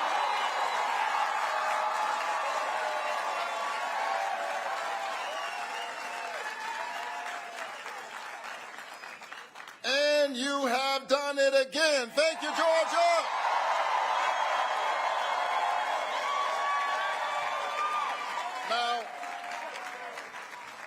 Now, there are those who will look at the outcome of this race and say that, yes, you're right, we won.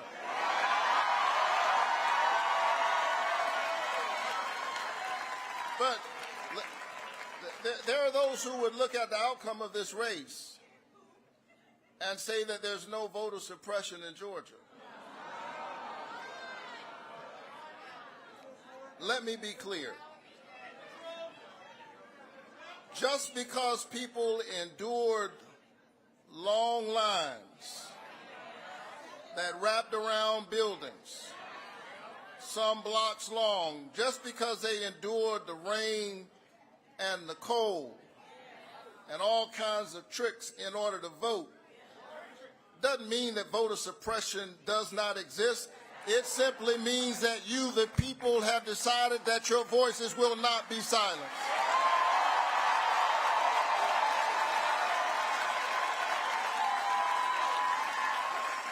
Let us not forget that when we entered this runoff, a vestige of the ugly side of our complicated American story, state officials said that we couldn't vote on Saturday.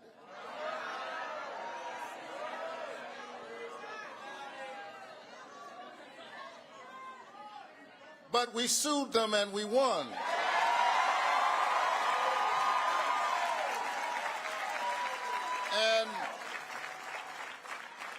And the people once again rose up in a multiracial, multi-religious coalition of conscience. You endured the rain, you endured the long lines, and you voted, and you did it because you believe, as I do, that democracy is the political enactment of a spiritual idea. This notion that each of us has within us a spark of the divine, that we were created in the imago Dei, in the image of God. And if you're not given to that kind of religious language, that's fine. Our tent is big.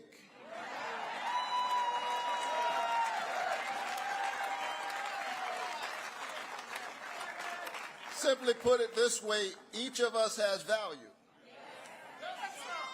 And if we have value, we ought to have a voice. And the way to have a voice is to have a vote to determine the direction of your country and your destiny within it. And so we stand here tonight on broad shoulders. Our ballot is a bloodstained ballot. We stand here on the shoulders of the martyrs, Schwerner, Cheney, and Goodman, two Jews and an African American who lost their lives fighting for that great American right to vote. Viola Luiso and James Reed, white sister and a white brother who also lost their lives. Fannie Lou Hamer, that indomitable Mississippi sharecropper. And my parishioner, God bless his memory, John Lewis,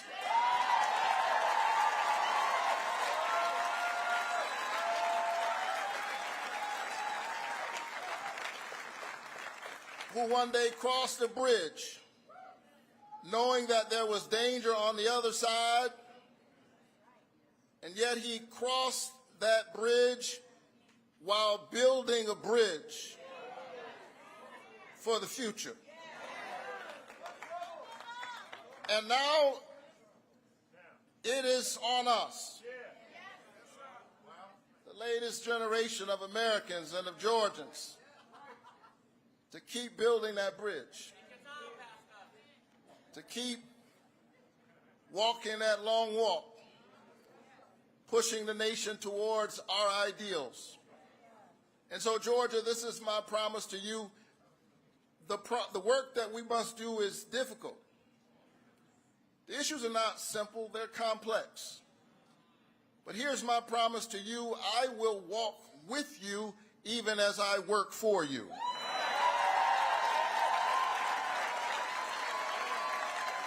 Because here is what I've learned as a pastor. You can't lead the people unless you love the people. You can't love the people unless you know the people, and you can't know the people unless you walk among the people. You cannot serve me if you cannot see me. And so during these difficult days, even as I work on specific public policy proposals and I offer bills and work with my colleagues on both sides of the aisle to get those bills passed, I just want you to know that I see you. I see you parents as you're trying to put your kids through college and through community college and technical college. I see you students as you're trying to make a way out of no way. I see you essential workers fighting for a livable wage to participate in the prosperity that you create for others. Farmers who are an answer to our most basic prayer: give us this day our daily bread, and yet they struggle to hold on to the farm. Farmers, I see you, and I'm here with you. And together we can work through all of these issues. And I want all of Georgia to know, whether you voted for me or not,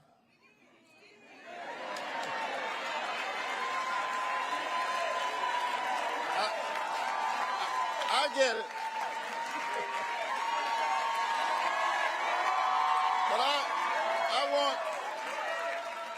I want all of Georgia to know, whether you voted for me or not, that every single day I am going to keep working for you. I'm proud of the bipartisan work I've done, and I intend to do more, because I actually believe that at the end of the day, we are all Americans. I believe in that American covenant. E pluribus unum. And it is that covenant that drives me to work to lower costs, to lower the cost of prescription drugs, to create jobs all across our state, to address the issue of criminal justice reform. Because I believe that you can have justice and safety at the same time.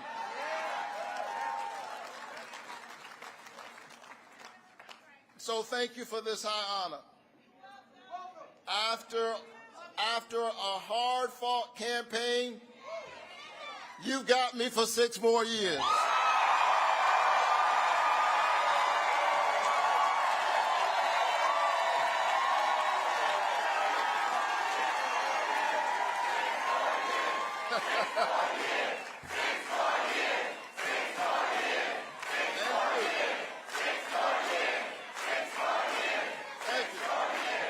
So let me quickly do a couple of things. I want to thank my amazing campaign staff.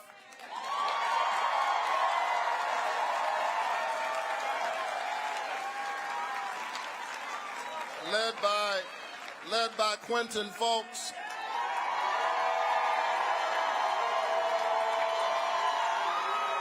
I want to I want to thank my amazing Senate team led by Mark Libel and my state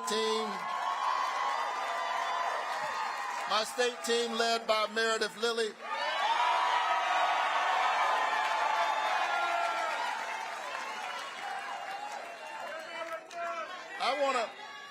I want to thank Lawrence Bell, who had a crazy idea that I should run for the Senate. I laughed, and here we are. And I want to thank the amazing people of Ebenezer Baptist Church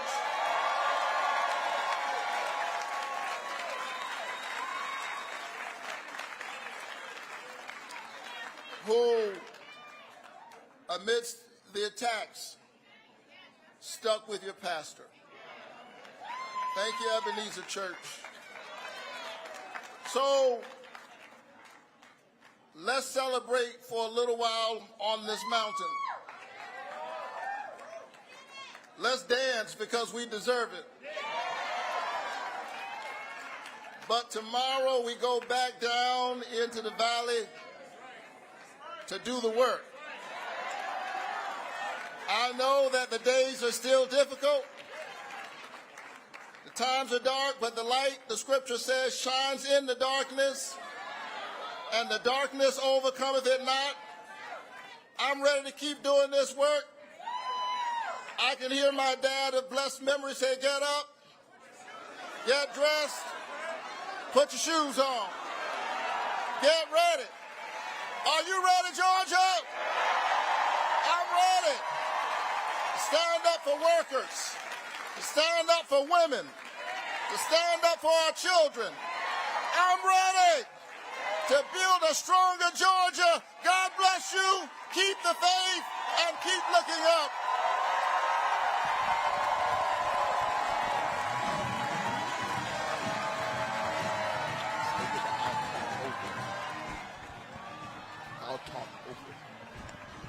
Folks, that was U.S. Senator Raphael Warnock addressing all of the people assembled here at this packed ballroom at the Marriott Marquis here in Atlanta.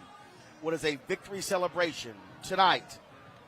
Senator Raphael Warnock became the first black Democratic United States Senator elected or re-elected to the United States Senate since Reconstruction.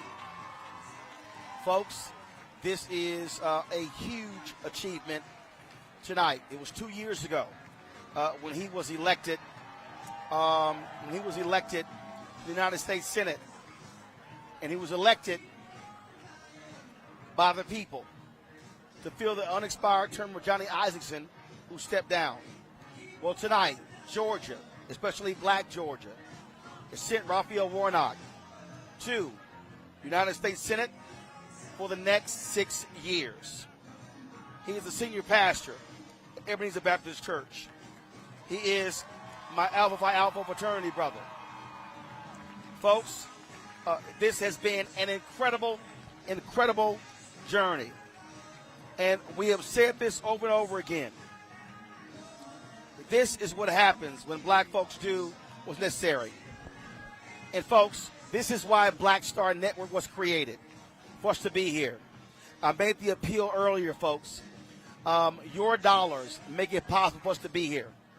Our crew, 4 members, we've been traveling all across this state since last Monday. We've been in Sandersville, Athens. We've been in Hinesville, Savannah. If y'all want to support us in what we do, don't just hit the like button. We appreciate it. Support us financially. I don't have millionaires and billionaires funding this show. We're independent. We're black-owned. We're the only black-owned media outlet here.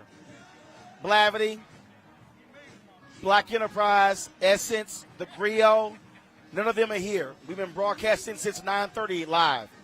We were early at 6 to 8.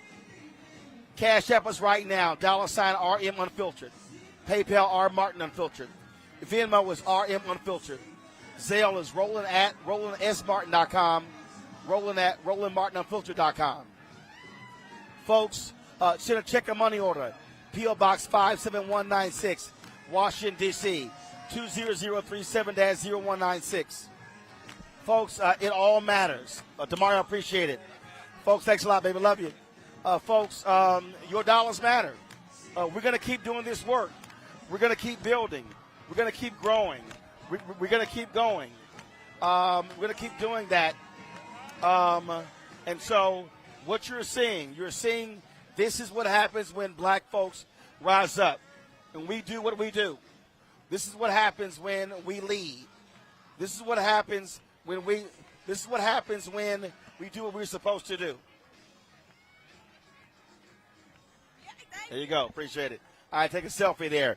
So, again, a lot of y'all have contributed already. I appreciate it. You give directly on YouTube as well. But if you give us directly, folks, all the resources go right to us. And so we said it. You know, we need 2,000 people giving us at least $50 this month to raise $100,000. And, y'all, we got more work to do. We're going to be covering this stuff and traveling this country. I head to Houston tomorrow, then back to D.C., studio. I'm in Jackson, Mississippi on Friday to give the commencement speech at Jackson State University. We're back into Atlanta Sunday for Operation Global Hope Forum, Cover Celebration Bowl. This is why we black media must be here. History made tonight in Georgia. History made tonight. The grassroots activists, we featured them on the show. They did an amazing job all around this state, knocking on doors, making phone calls, texting people, having parties, passing out food, passing out water, passing out snacks. I mean, that's what has been going on. When we talk about black empowerment, when we talk about what we can do as a people, when we talk about what the ancestors fought and died for, tonight is that night to send a black man to the United States Senate. Since Reconstruction, Ed Brooke, Republican, Massachusetts. Kara Mosley Braun, Democrat, Illinois. Barack Obama, Democrat, Illinois. Cory Booker, New Jersey. Kamala Harris, California. Tim Scott, South Carolina. Raphael Warnock, Georgia. There have been African Americans who have been appointed to fill terms. 7 African Americans since the end of Reconstruction elected to the United States Senate. 7. 5 Democrats, 2 Republicans. Understand what our power is. Understand what we can do. Understand what happens when we vote our numbers. Understand what happens when we give. No, y'all, in the chat, Chantel Brown is in the house. I'm speaking of the United States Senate. And so what I need you to understand, folks, is we are here chronicling history. We are here telling this story. Joining me right now is NSA Youth Folks. She, of course, New Georgia Voter Project, Stacey Abrams Group. NSA was a longtime leader of the organization. NSA, just your thoughts on tonight. Our friend Latasha Brown, it's not on us, it's in us that there were people who thought that the 2021 runoff results were a fluke. I think that the state of Georgia and the country needs to understand what the dividends we can realize when you invest in a black electorate, when you invest in a confident, informed, and not voter-suppressed black electorate, that we can have the America, we can have the Georgia that we've been talking about, the rhetorical America that we talk about, the one man, one vote, the life, liberty, and justice, and the pursuit of happiness for all. All of that is possible when you invest in, again, an informed black electorate who can hold people accountable and dispense with the nonsense. I'm so glad that we don't have to deal with the Senator Walker. Like, I don't think it's possible for me to overstate what that would have done for our movement and what we're trying to build and for this country. So I feel good. We're celebrating. We worked our plan.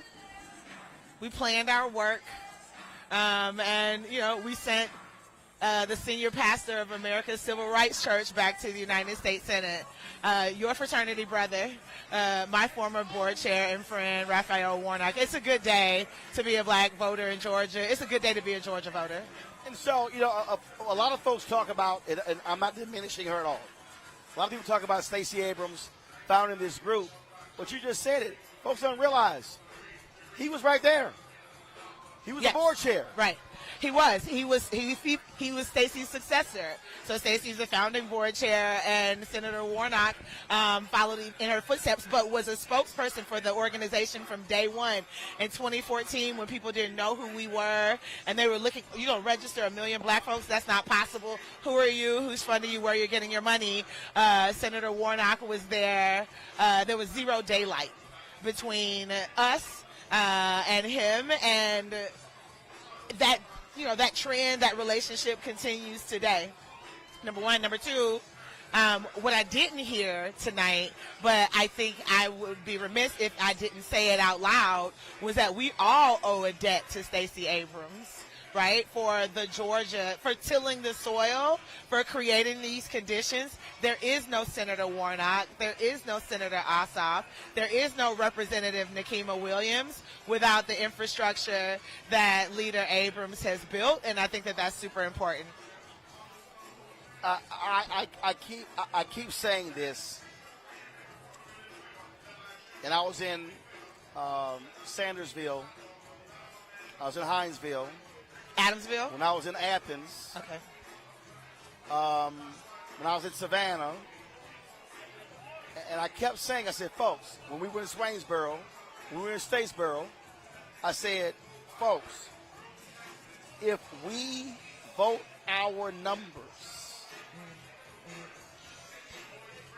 this ain't a fluke. Right. We can sweep statewide races. 100%. 100%. If we vote our numbers, look at the current voting totals. Right. If we are voting at 60, 65, 70%, we can run the table. Full stop. Full stop. At every level of government, right? And to be very clear with you, Georgia isn't the only state where that is the case, where that is true. I'm excited that we get to serve as sort of a proof of concept, right? That there's the clarity now. I know that people from both parties have a hard time accepting it, but there's no path to victory in Georgia without a deep investment and a prioritization of black voters. Republicans know it. Brian Kemp certainly knew it, right? And I don't know if the major political parties are prepared for that, have wrapped their heads around that we can continue to do this. We can have nice things if you recognize who your base is, invest in your base. Period.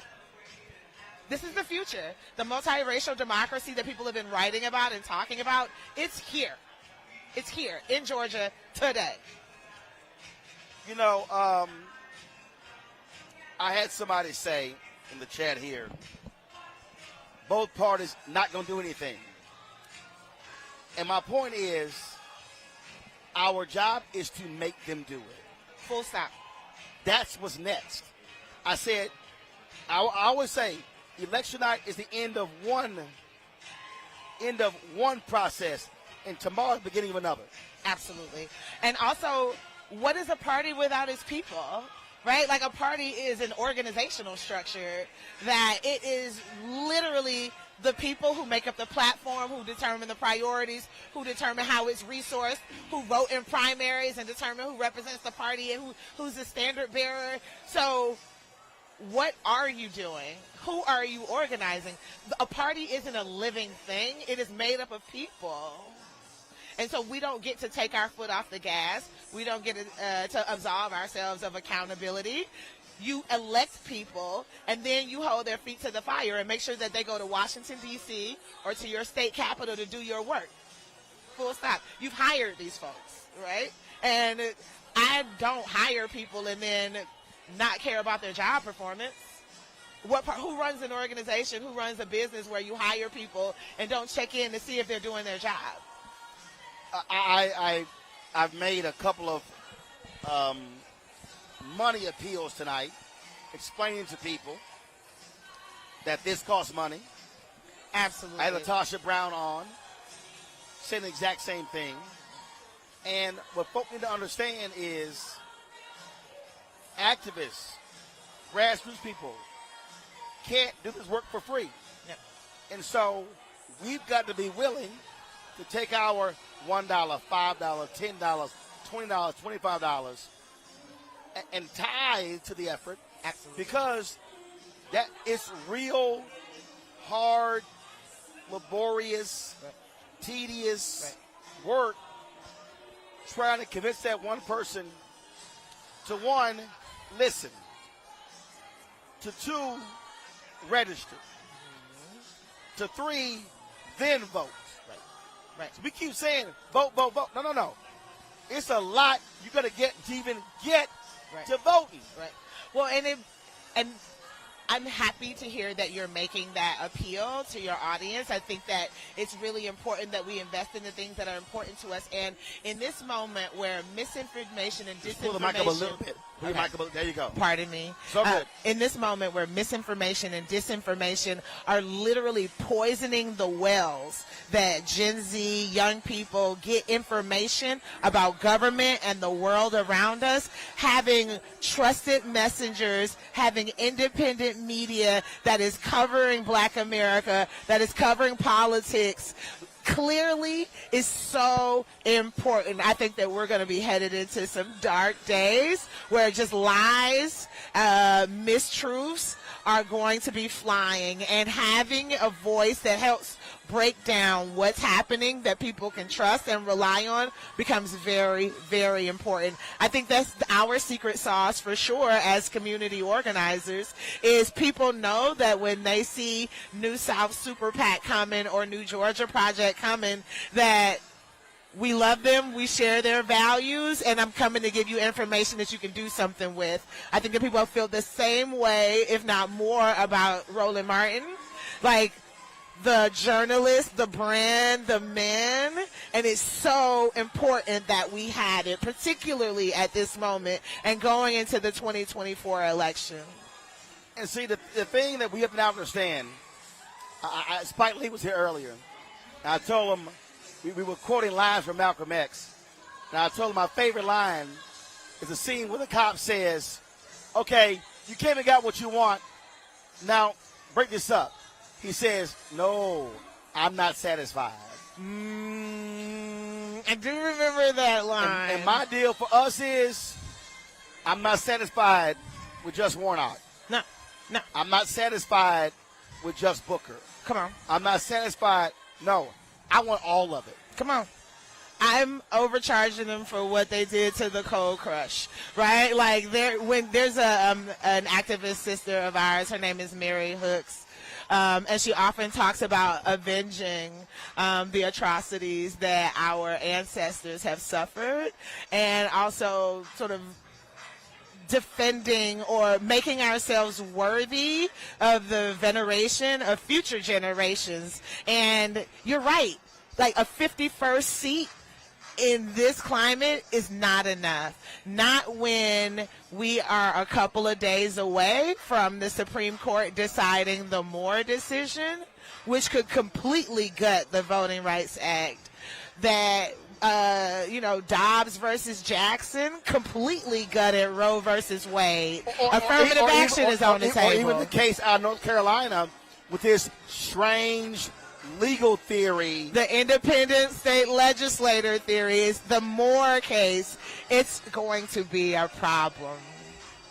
Anthony. So, I mean, you're right. I mean, so what we are dealing with I mean, we're dealing with some major battles. Yes. These Republicans, they are going to be pissed. They are pissed tonight. Yes, but and they are going to try to change more laws right. to make it harder to register and to vote. Absolutely. I have a slightly different take. I feel like the majority of them were super cynical. They knew that Herschel Walker was not that bright, that if they could get a puppet in there to do their bidding, that would be all right with them, and it would allow them to hold on to power. I don't think that people are that upset. I think they think that black folks are stupid, and we're not. And I think that, yeah, they tried some stuff, and it didn't work. And you're absolutely right, though. They're coming back, and they're coming back stronger. They're like the gremlins, and there's more of them. So right. And yeah. so for us, we rest. Yes. We take a deep breath. We drink some water. We get our voices back. 100%. We try to get 7-8 hours of sleep. Ooh. We try to eat a real meal. Ooh. And then it's back to work. Back at it. Chop wood and carry water. Before the revolution, we was chopping wood and carrying water. After the revolution, we chop wood and we carry water, right? Like that's one foot in front of the other. I believe that with my whole heart. But I'm going to celebrate the wins, though. Insane. I appreciate it. Thanks a bunch. Keep fighting. Thank you. Folks, it has been an unbelievable night here in Atlanta. Tonight, we saw the re-election of Senator Raphael Warnock. We were live earlier from 6 to 8. We went live again at 9:30. 5.5 hours of coverage tonight. No other black-owned media has been here doing what we're doing. Folks, I've said again, for you to support what we do, your dollars make it possible. I've called for us to do $100,000 this month. If 2,000 fans give, it'll actually happen. And so, y'all, help us do this. We want to be all over the country. We want to cover the stuff nobody else covers. We want to speak truth to power. Y'all can help us. Join our Bring the Funk fan club. I don't have millionaires and billionaires sending us checks. It would be awesome if somebody sent us $1 million a year to fund what we do. Make my life a hell of a lot easier. But that ain't the case. But every dollar y'all give has made it possible us to buy this equipment, to pay staff, to travel, to buy these pop-up tables. So, folks, we are building something here. We are building a black-owned media company. We are building a black network. Our 24-hour streaming channel launches next month.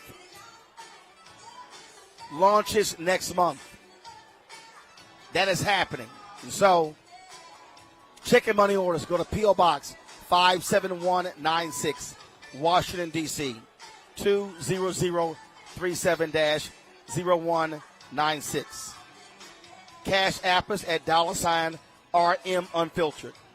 PayPal is R Martin Unfiltered. Venmo is RM Unfiltered. Zelle is Roland at RolandSMartin.com. Roland at RolandMartinUnfiltered.com. Y'all have been giving tonight. I have been seeing it. I have been seeing the emails. It is amazing. I appreciate every single person that has donated. We hit the 10,000 mark on YouTube. We're being suppressed on Facebook. I saw 627 on Facebook. I got 1.3 million followers on Facebook. It's nowhere in hell. We got 627. But that's why I need you to download the Black Star Network app. We own it. We control it.